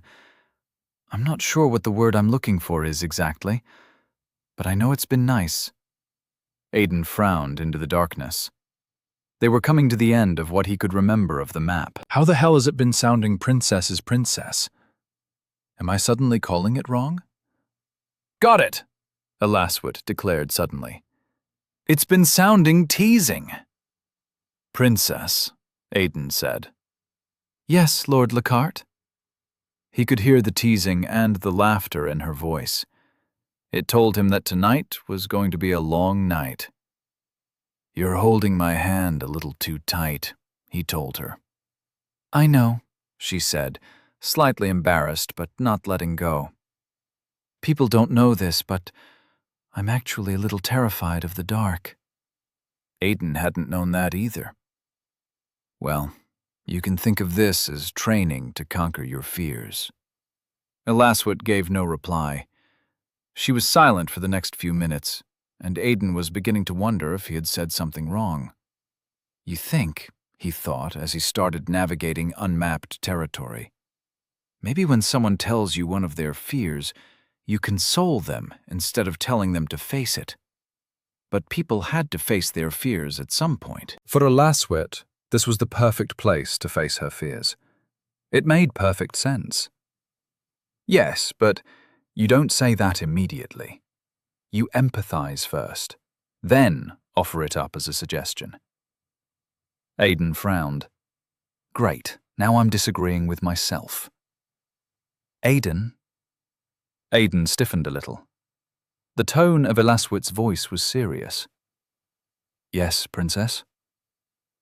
May I ask a personal question? If I say no, will you still ask it? I will not. There wasn't really much about Aiden's life that was very personal, so he didn't see why not. Sure, he said. You can ask. Did you have a girl you were courting back in your world? She asked. I mean, do you have a girl you were in a romantic relationship with in your world? Aiden took a moment to think about his answer. It was funny how Aiden's mind went to the 3 women he'd had relationships with in his past life before settling on Tasha, his ex, the actual only girl he'd dated that was from Earth. I did not, he answered. That was a significant pause, Elaswit noted. Aiden could feel a touch of breeze against his skin now. There was a draft, which meant that there was an opening somewhere nearby. It was a pause because it seemed like a heavy answer, he said. Now pay attention. We're going to be moving faster. I don't want you running into anything. Yes, love, Elaswit teased. She wasn't going to let him live that down, and Aiden just knew it. He followed the draft, hand patting against rocky cave walls as he moved. It was very likely that the cave walls had markings for directions, but they were useless to him this dark into the night. Why? Elaswit asked suddenly when the draft was getting more noticeable. Why what? Why didn't you have a romantic other? Because I didn't. Her questions were making him remember Tasha more, and it was slowly annoying him. Tasha had been his friend. They'd been close. A true friends-to-lovers young adult story. He still couldn't understand why she'd kept on making moves on Ted. Even now, so many years later, when he thought of it with an objective mind, he still couldn't make heads or tails of it. Did she even miss me? He caught himself wondering. I know I broke up with her, but 11 years was a long time to miss someone that broke up with you. But now that he thought about it, there was a very minute part of him that wished she'd missed him. There was a part of him that missed her. Not the girlfriend, but the friend. You're quiet again, Lord Lockhart. There it was again, the teasing tone. Aiden still wasn't sure how he felt about it. Was the princess flirting or just teasing? Yes, he answered. It's what happens when I do this thing called thinking. Maybe Valdan was wrong then, Elaswit said. Maybe you aren't mature. Maybe you're just silently rude. It can sometimes be mistaken for maturity in the young. Aiden paused. She was right. He'd been a little rude to her tonight. But that was only because he had wanted to come on this task alone. That and the fact that he wasn't accustomed to long conversations about his personal life. But it was no excuse for rudeness. It was a reason, but reasons were not automatically excuses. That he had a reason for doing something did not justify it. I'm sorry. The words left his mouth reluctantly. One more time for the beautiful lady in the back, Elaswit said, smiling. I said I'm sorry. Now can we play the quiet, no-talking game? I think I hear voices.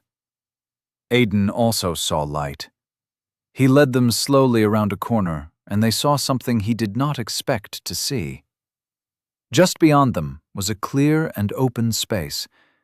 It was covered in grasses and wild plants, with a clear blue pond at the center.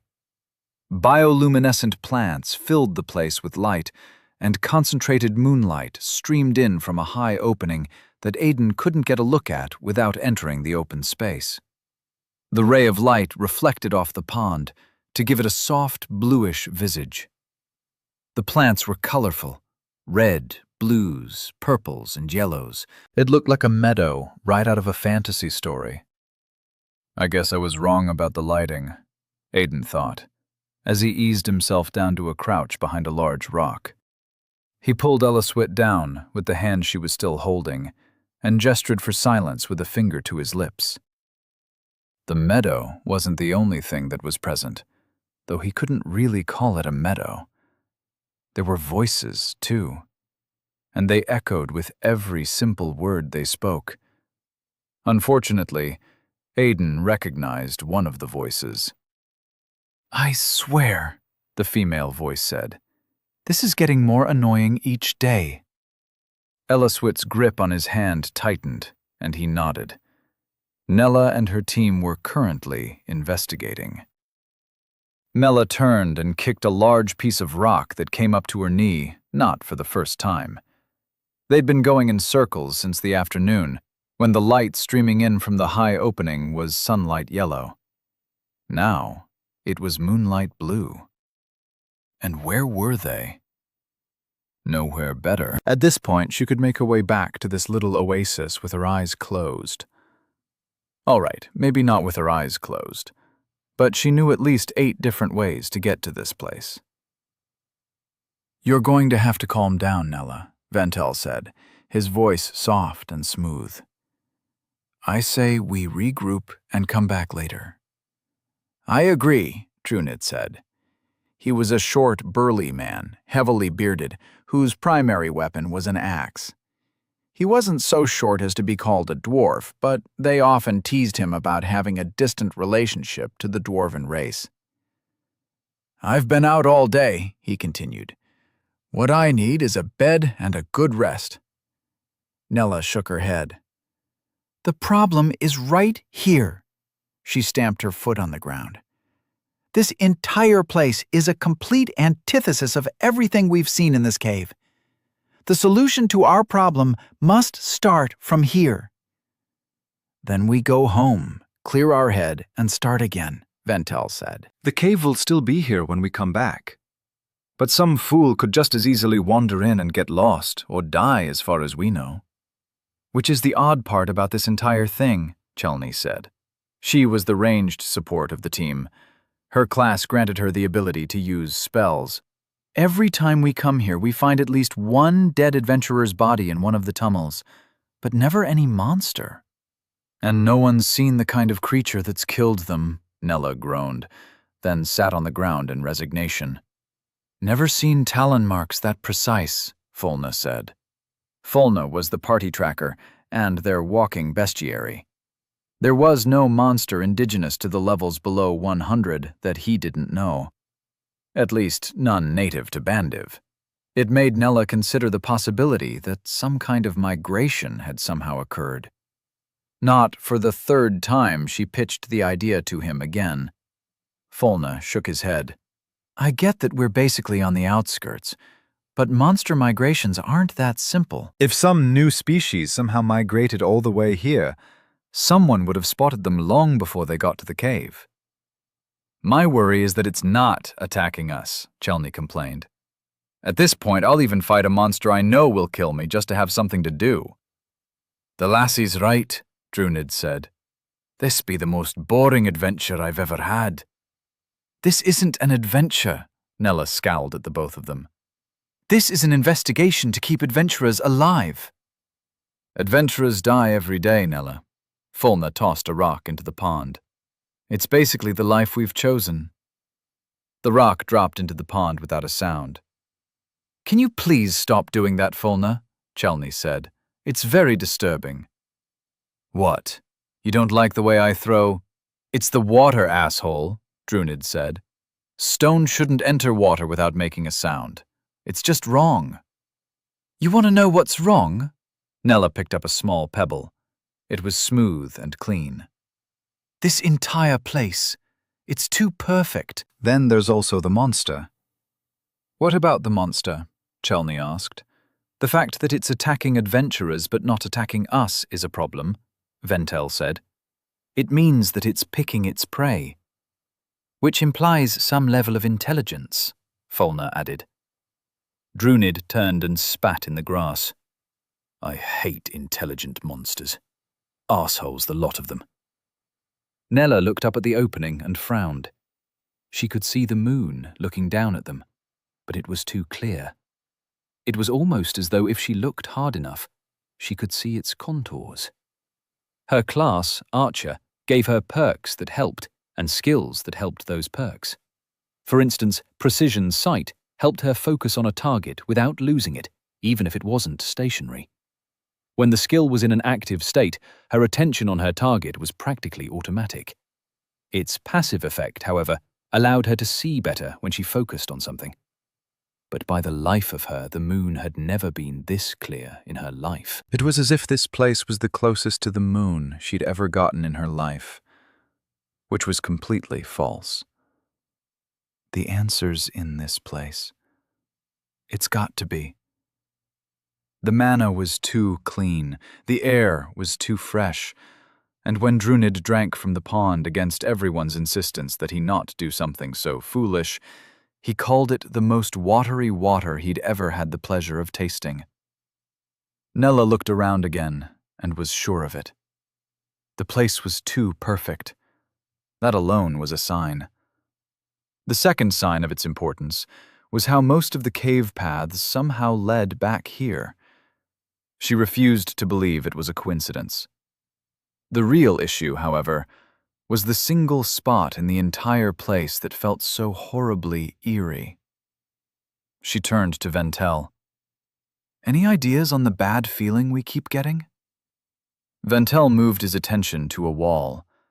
It was covered in green grass as high as 7 feet, just like all the walls in this place. He shook his head. "Nothing."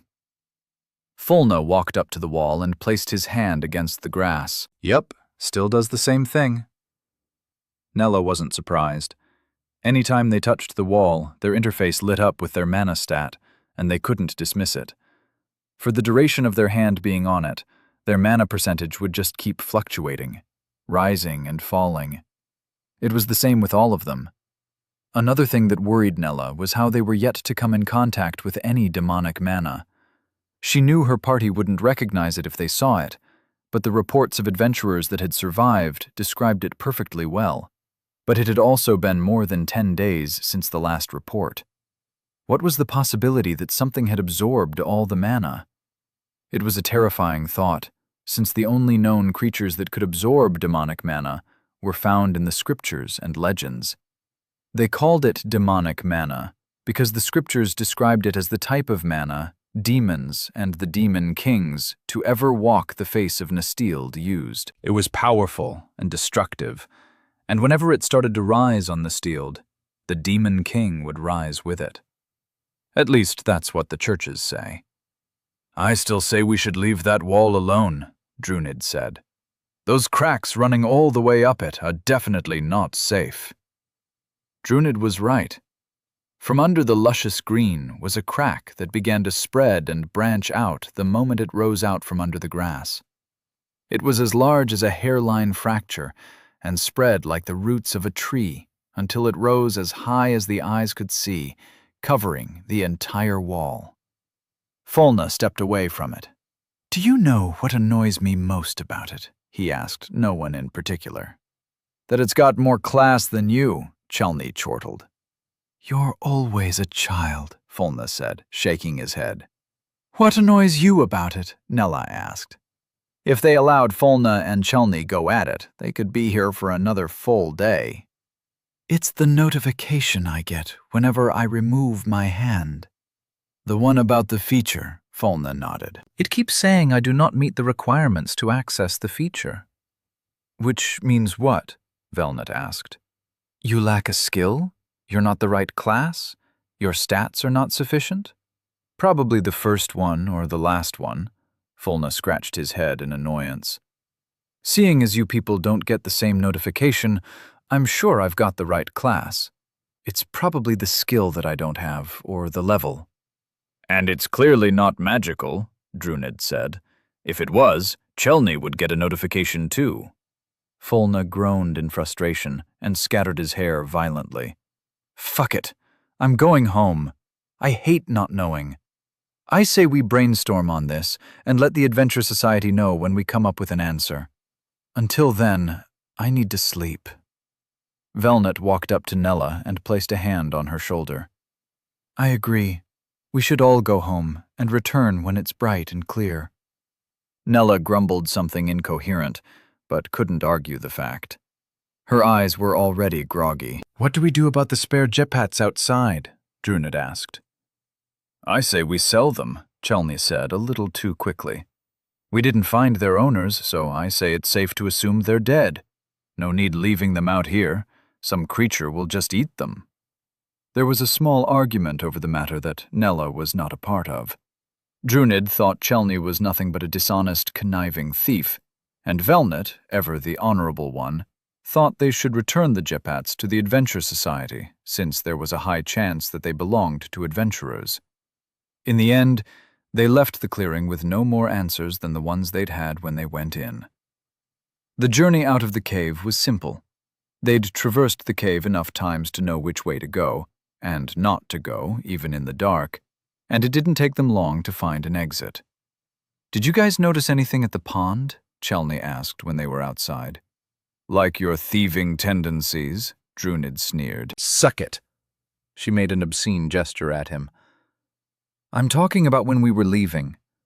It felt like we weren't alone." "It always feels like you're not alone in there," Fulna said. "Try not to think about it."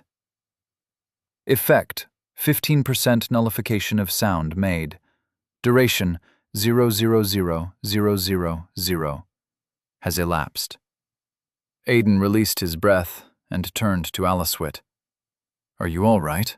he asked her, genuinely worried. She was breathing too hard.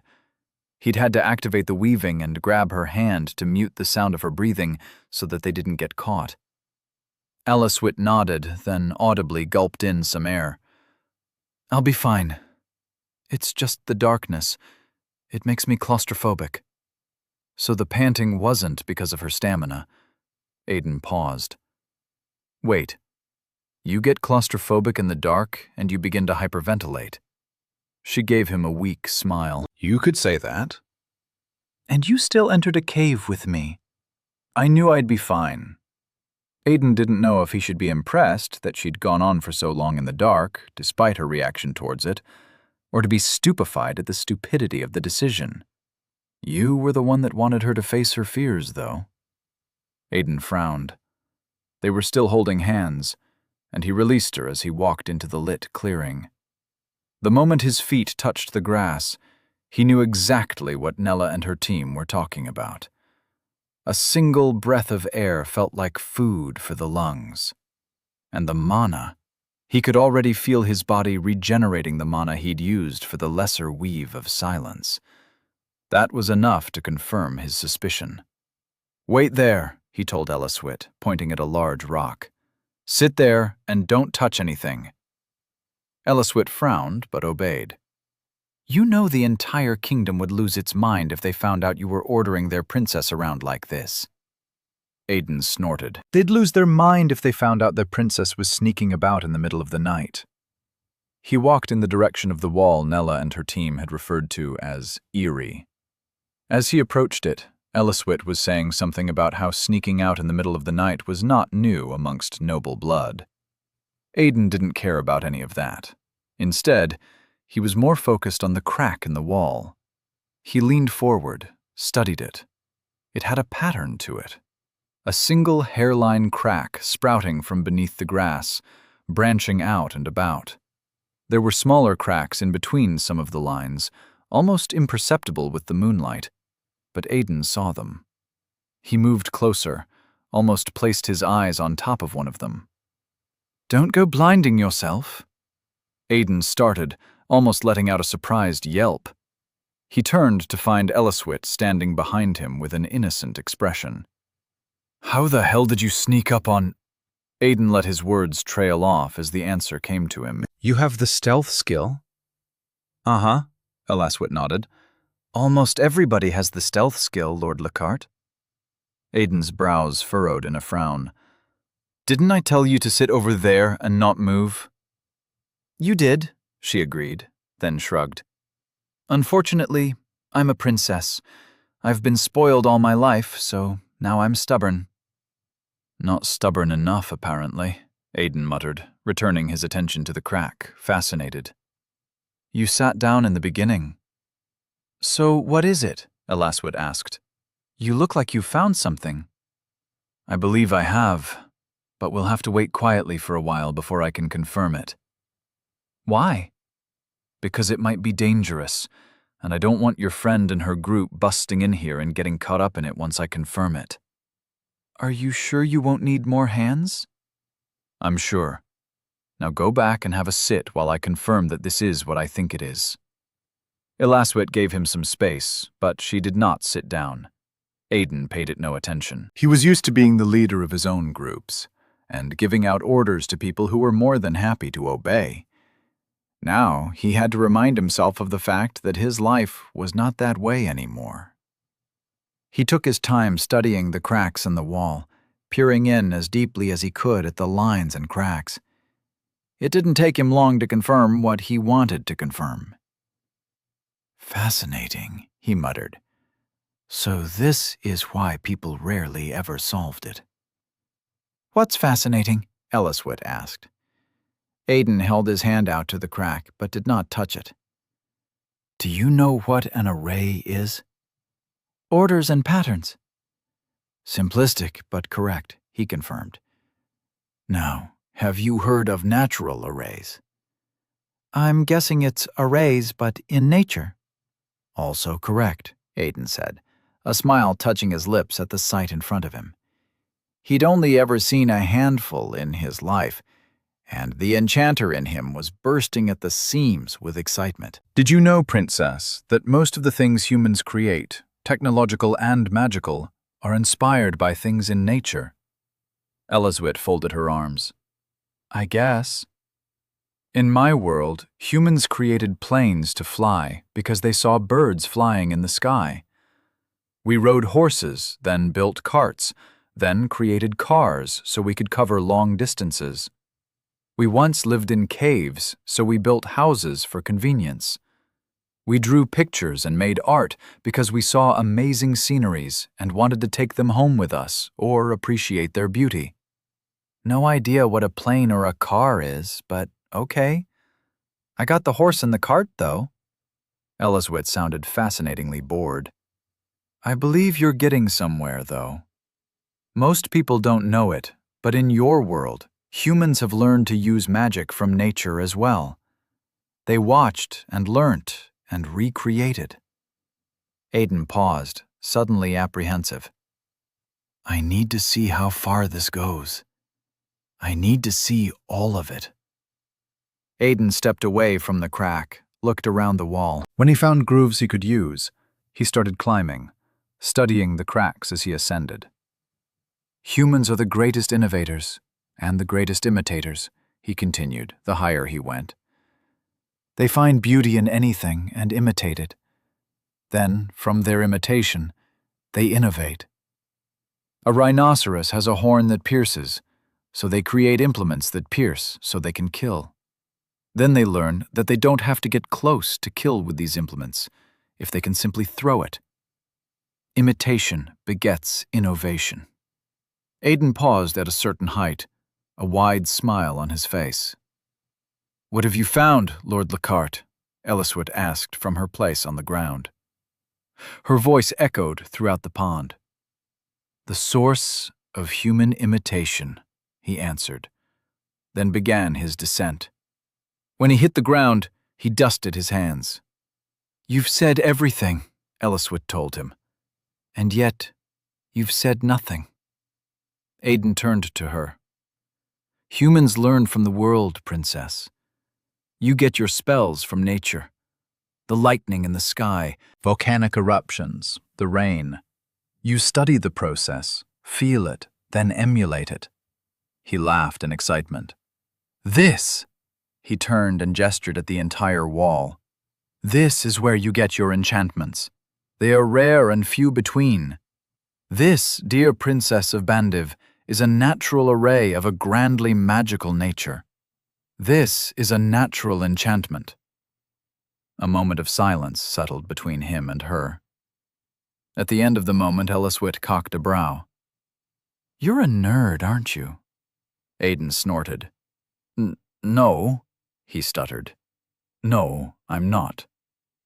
Elliswit placed a hand on his shoulder. It's all right if you're a nerd.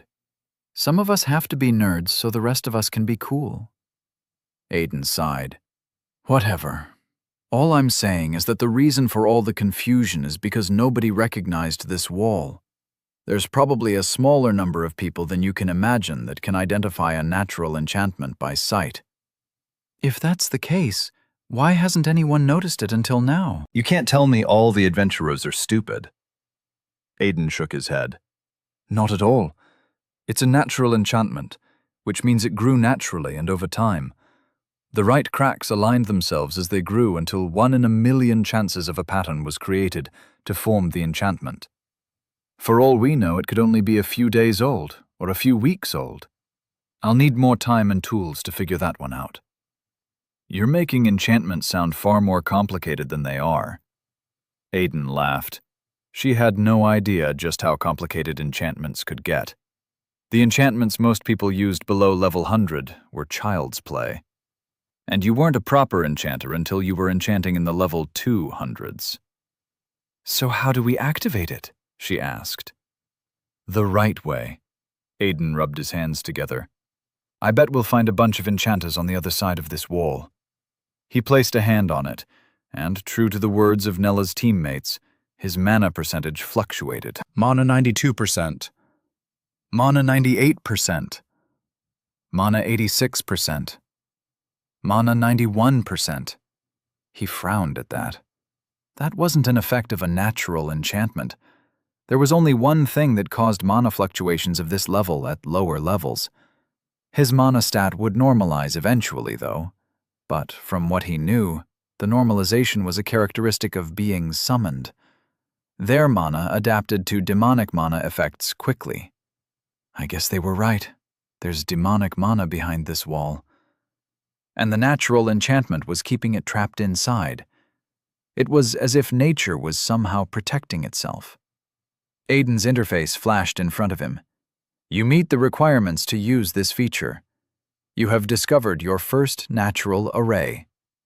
A sharp pain pierced Aiden's heart, and his legs almost buckled beneath him. Error! Error! Error! You have not discovered your first natural enchantment. You have encountered a natural enchantment once before. System repairs recommended. Prisoner number 2345023857339. Stand by for system repairs. Pending system repairs in progress. System repairs 02.00%. Aiden looked at the new notifications and frowned. Ever since spotting his first monsters in this timeline, the system repairs was only at 2%. At this point, he had a feeling repairs would be taking place forever. Are you all right? Elliswit asked. Aiden nodded. Just some issues I'm sorting out. He returned his attention to his interface. New messages popped up. Would you like to activate Natural Enchantment Cavernous Guide, YN? There was only one answer to the question. His study of the natural enchantment proved, on a surface level, that all it did was cause rearrangements on the level of the cave. He didn't know how long exactly, but he knew that for at least a day, the cave would revert back to its original layout. It was magic on a legendary level. Yes. Skill, Basic Enchant, is in effect.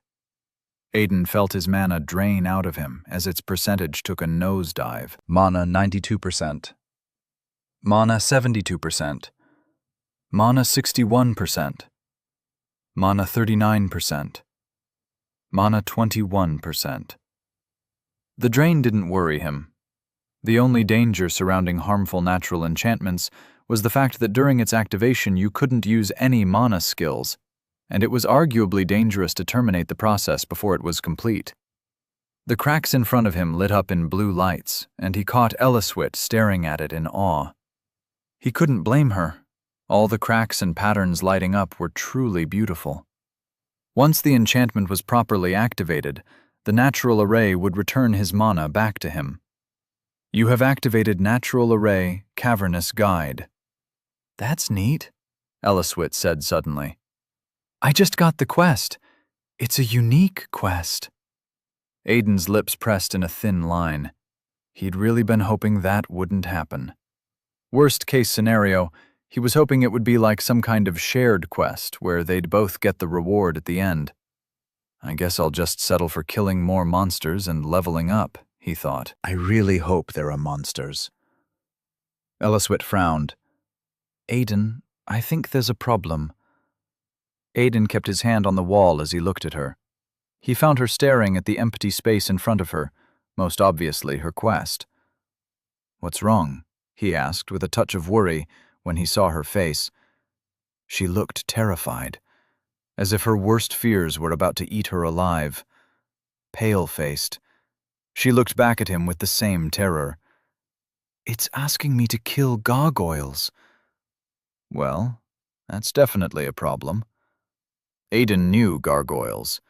They were nasty things, and they weren't supposed to show up in Nestild for another 2 years. None was supposed to be less than level 42. Why the hell are gargoyles showing up now? The creatures were quite literally the first advent of the Demon King. Does that mean the Demon King is going to show up earlier? Panic warred with logic in Aiden's head. Is Ted going to be the Demon King sooner than I thought? Aiden? Eliswit's voice pulled Aiden from his thoughts. What do we do? She asked. Aiden didn't know. For now, he had to help her with the unique quest. Unique quests weren't quests you just abandoned. You had to either fail it or complete it. Abandoning them could have a great variety of consequences. In this case, the gargoyles could probably invade the Naranoff territory, and since no one had fought gargoyles in forever, there would be significant casualties before there would be victories. A new notification flashed in front of him, and he realized they were in deeper problems than he thought. You have triggered a unique scenario. Unique scenario, Advent of the Demon King 1. You have found the first known point of invasion of the Demon King into this world. The young followers, eager to make a name for themselves, have found their way into this world ahead of time. They are paving the way, raising an army. Vanquish the early signs of the Demon King's arrival before it is too late. Scenario objective: defeat Gargoyle 018. Scenario objective: defeat Gangnar the starter. Reward: unique skill. This was a problem. Chapter 30. The Cave 2. Aiden remained unsure. One did not simply walk away from a scenario or a unique quest. He turned to Eliswit and scratched his head. I triggered a scenario. What does your quest say specifically? He asked. I could just show you, she offered. Before Aiden could reply, not that he was going to, an interface appeared between the both of them. It displayed the entire quest Eliswit had gotten. You have triggered a unique quest. Unique quest, World Healing. You have found a unique point hidden behind a natural array. Beyond this point lies dangers and perils that continue to wound your world. Exterminate these problems, and buy your world the time to heal. Quest objective: defeat Gargoyle 031. Reward: unique skill. Accept YN. It sounded simple enough as far as it went. There was no mention of demons or invasions. That was a good thing. But she was required to kill more gargoyles than Aiden was. Aren't gargoyles mythical creature? Eliswit asked. They went extinct ages ago, before my great-grandfather. Yes, Aiden agreed, still thinking. And they are mentioned quite often in your holy books. Nasty things they are. Skin capable of turning stone-like. Noses that can smell blood from a mile away. Claws that can cut through stone. He frowned as he listed some of their characteristics. Still, gargoyles were only troublesome to people who didn't know how to fight them. But don't you think 31's much? Eliswit asked. Maybe. Aiden remained standing in front of the entrance, while Elliswit remained beside him as her interface faded from between them. They were going to have to tackle this very problem. Together, preferably. Again, unique quests and scenarios were not things you simply walked away from. No, Aiden thought, remembering the rules of quests and scenarios. Scenarios were what you couldn't turn away from. They remained active no matter what happened, and you didn't get a choice on whether you wanted to do them or not. They happened, and that was it. A notification of a scenario wasn't an offer. It was simply a notification. Your interface telling you that something was happening, that you had stumbled upon something. Quests were different. They were not evolving. You could leave them how you found them and come back whenever you liked to find them the same way you left them, waiting for you. The only time they changed was if some scenario or some other quest somehow affected them, or if someone started them and failed to finish them properly. As long as Elliswit left the unique quest alone and didn't accept it, she would be fine. Aiden turned to tell her to let it lie, only to find a sheepish smile on her face. "Tell me you didn't do what I think you just did," he said with a groan, not hopeful of a positive response. "First, I would like to apologize," she began, not looking apologetic at all. "Unique skills are a rare thing. You only get one every 10 levels, and I already have mine for the next few levels. It's kind of a rare chance to get 2 within 10 levels. I couldn't help myself." Aiden grunted, his brain already re-strategizing. "Besides," she went on, "you got a scenario. There's quite literally no turning back." "There was turning back for you, Princess." "And you genuinely believe I would have left you to go on your own?" she asked, arms folded in petulance. "Do you think that little of me?" Aiden shook his head. "No, Princess. It would have been easier to convince you to go back and get reinforcements, while I do my best to handle the scenario and stall for time, whatever that might entail." Elliswit squinted at him in suspicion.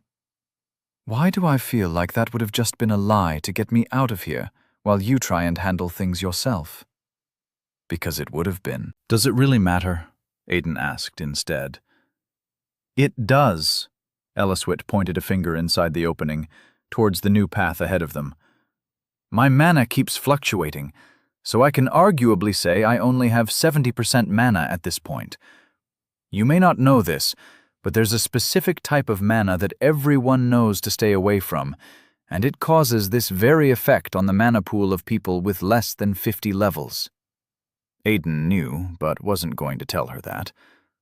"So you could be down to 12% mana," Elliswit continued, "and attempt to activate a skill that uses 10% mana only, to find yourself with 1% before the conclusion of the skill. I can't have you making such an error. It could cost you your life." Aiden couldn't believe he was having this conversation. He was more than happy to have someone play devil's advocate to all his ideas, but not this adamantly, and not when he knew exactly what he was doing. He'd fought enough gargoyles in his lifetime to know that the only one that would pose a threat to him in this scenario would be the named gargoyle. But despite how he felt about this argument, he knew that Elliswit was having it from a place of kindness and logic. Personally, Aiden would not let anyone do this scenario on their own. "I'm just one savior, Princess," he told her. "Your kingdom has 14 more back at the palace. By that logic, is it okay to sacrifice a subject of the crown when we don't have to, simply because the crown has countless more?" "No." "Exactly." "Still," Aiden said, "you shouldn't have accepted the quest. A unique skill is not that important." Elliswit snorted. "The whole unique skill thing was just a well-placed lie. I was coming with you regardless." Aiden cocked a brow, unsure of what to say to that. In the end, he settled for something less dramatic. "Then why did you accept it?" "Because it is a unique quest, happening in the same place as a unique scenario," she said. Accepting the both of them and doing the both of them requires the same effort as accepting one of them and doing one of them. But only one of those options guarantees more rewards. That's debatable. Aiden looked at his mana notification, and the fluctuations were slowing down. Your quest needs you to kill 31 gargoyles, while my scenario needs me to kill far less. Elaswit paused. How less? 18 gargoyles and one named gargoyle. Elaswit turned thoughtful and silent. Which means the quest and the scenario don't have the same outcome, she said finally. Then why did you get the scenario and I the quest? Shouldn't I get the scenario as well? That question had an answer Aiden didn't know, so he simply shrugged. No idea. Elaswit paused. Oh. Aiden peered into the new area revealed to them behind the natural enchantment. It was as cavernous as the cave, but had bioluminescent moss scattered along the walls for lamination. What do you mean by, oh? He reached a hand out, crossed the boundary that separated the both sides of the cave. I just realized I had asked a stupid question, Eliswood answered. This is my world, not yours. It was unreasonable of me to be asking you questions about it.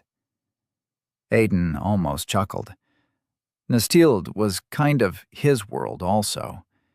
It pained him to admit it, but there were things about Earth, minuscule pieces of information he already couldn't remember. To him, they were like the things you learned in school and remembered for the sole purpose of passing your exams. The knowledge quite literally went with the submission of the paper. It's just that you always seem like you know a lot, Eliswood continued. And you do spend a lot in the library, so I guess my mind just assumed that you would know the answer. It's fine, Princess, Aiden answered, then took a step across the boundary. It's not unreasonable. Would you like to know a secret about the whole library thing and knowing too much? Yes, she answered, her tone puzzled as she followed him across the boundary. It's not that I know it all. It's that when I say the things I know, I imbue it with enough confidence. Trust me, it doesn't matter how unreasonably wrong you might be.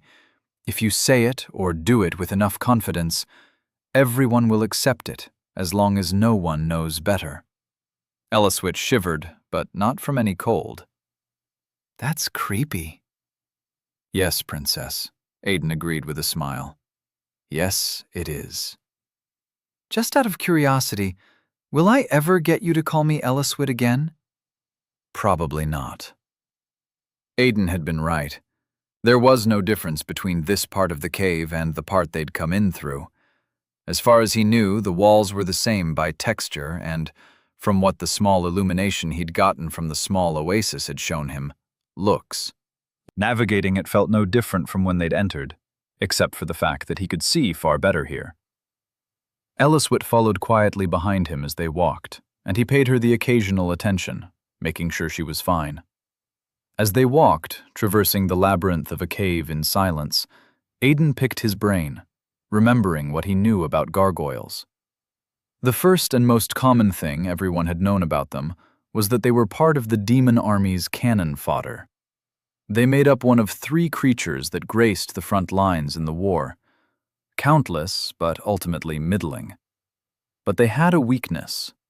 If you couldn't overpower one with raw strength or level, then skill was the only way. How much do you know about gargoyles? Aiden asked as they walked, taking a turn to the right where the road forked. Old, mythical, extinct. Eliswit's words were simple, though she sounded a little annoyed about not knowing anything about them. My father needs to know about this. And he will, Aiden said, but only once we are done with this dilemma we find ourselves in. Eliswit made a sound somewhere between annoyed and thoughtful. Then she scratched her braided hair in frustration.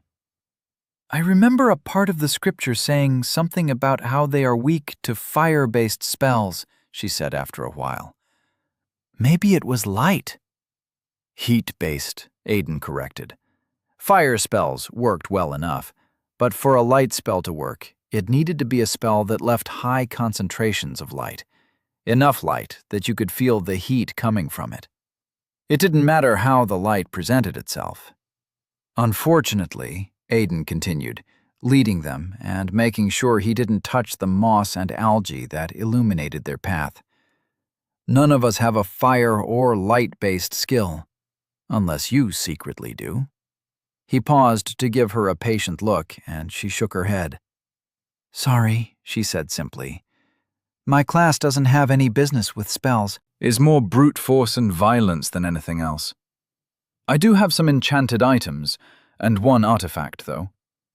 Does any of the enchanted item have heat-based effects? Eliswit shook her head. Aiden wasn't surprised. What of the artifact? Doesn't have one either, she said.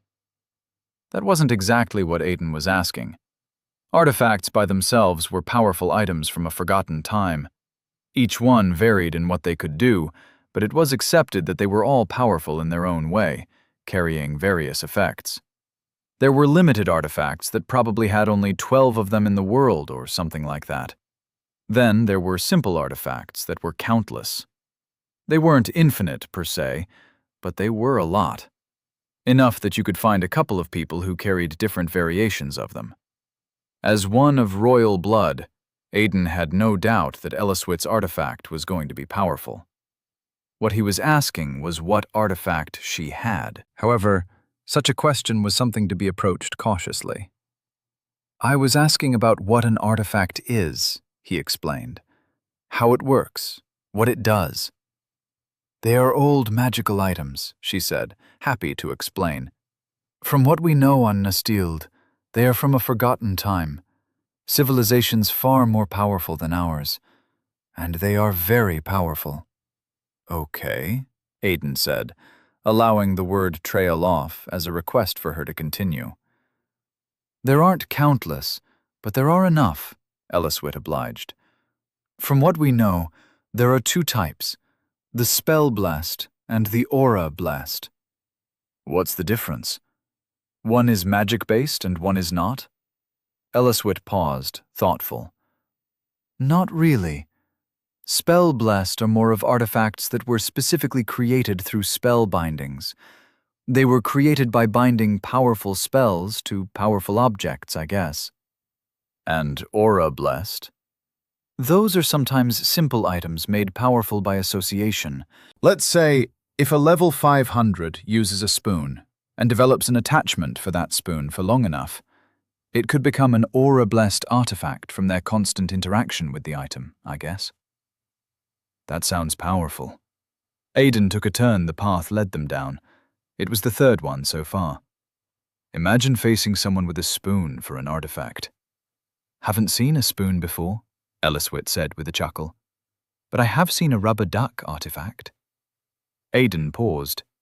That was something he didn't know about. He could only imagine what it did. He was a prince from a visiting country, Eliswit explained as they paused at another fork only to take a left. I didn't get to see what it did, but he said it was an escape artifact to help me get away from dangerous situations. Aiden made a thoughtful sound, his mind going through the possibilities of how a rubber duck could help someone escape. He couldn't come up with something that would not leave the pursuer embarrassed. How do you explain to someone that you lost your target because of a rubber duck? What of yours? He asked, then hurried to add, if you don't mind my asking. Eliswit waved the second statement aside. I don't, really. Mine's a fragment of the Mad King's bar. That stopped Aiden in his tracks. Lesser men would have stumbled from that piece of information. He collected himself quickly, pretended like he was caught in a sudden thought. He turned around, frowned, pointed one way, then the other. Did you feel that? He asked. Eliswit stood, quiet. She looked around. Feel what? Aiden let his brows furrow in thought. He licked his finger and held it up. His frown deepened. After a moment, he shook his head. I'm sorry about that, he said. I thought I felt a draft. That said, he continued moving, and Eliswit followed. "What does yours do?" he asked after a few steps. Not that he didn't know. There was no one who knew about artifacts that didn't know what the Mad King's bar did. "Nothing much," Illiswit shrugged. "My dad got one for all of us.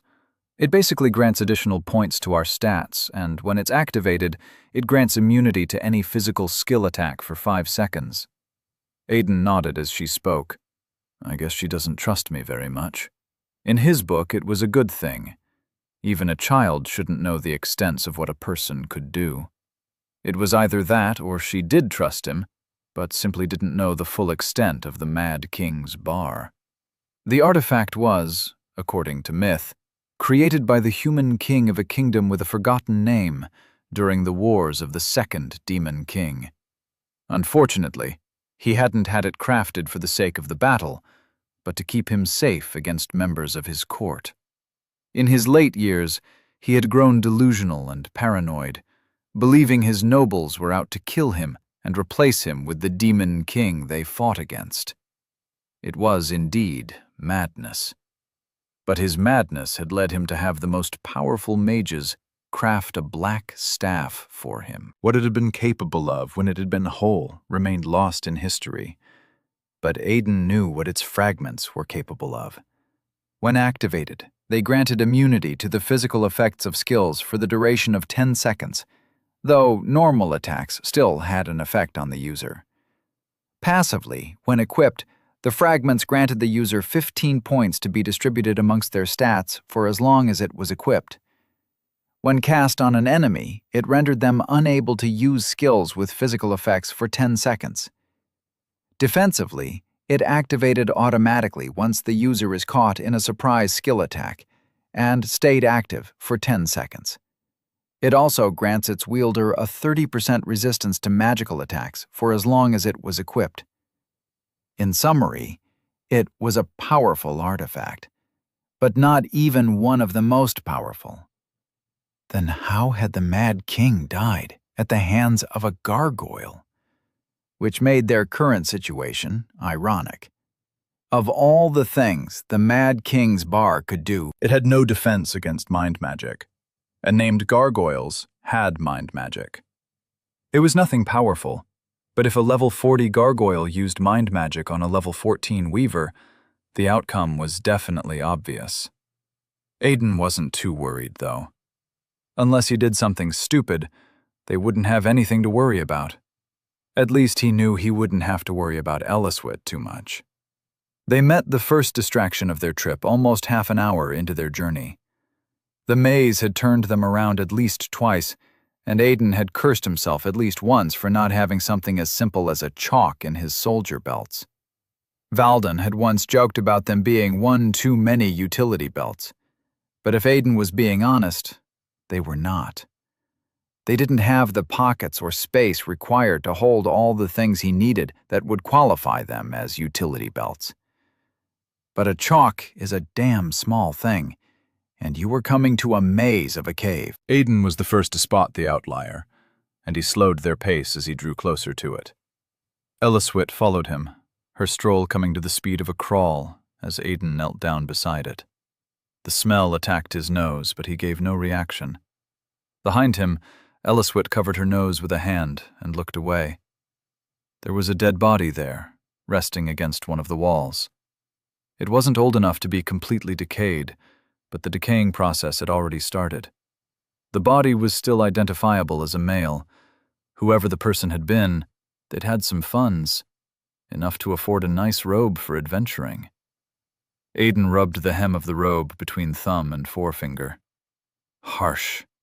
The more expensive magical robes were smoother, made of silk, most preferably silk from certain monsters that produced them.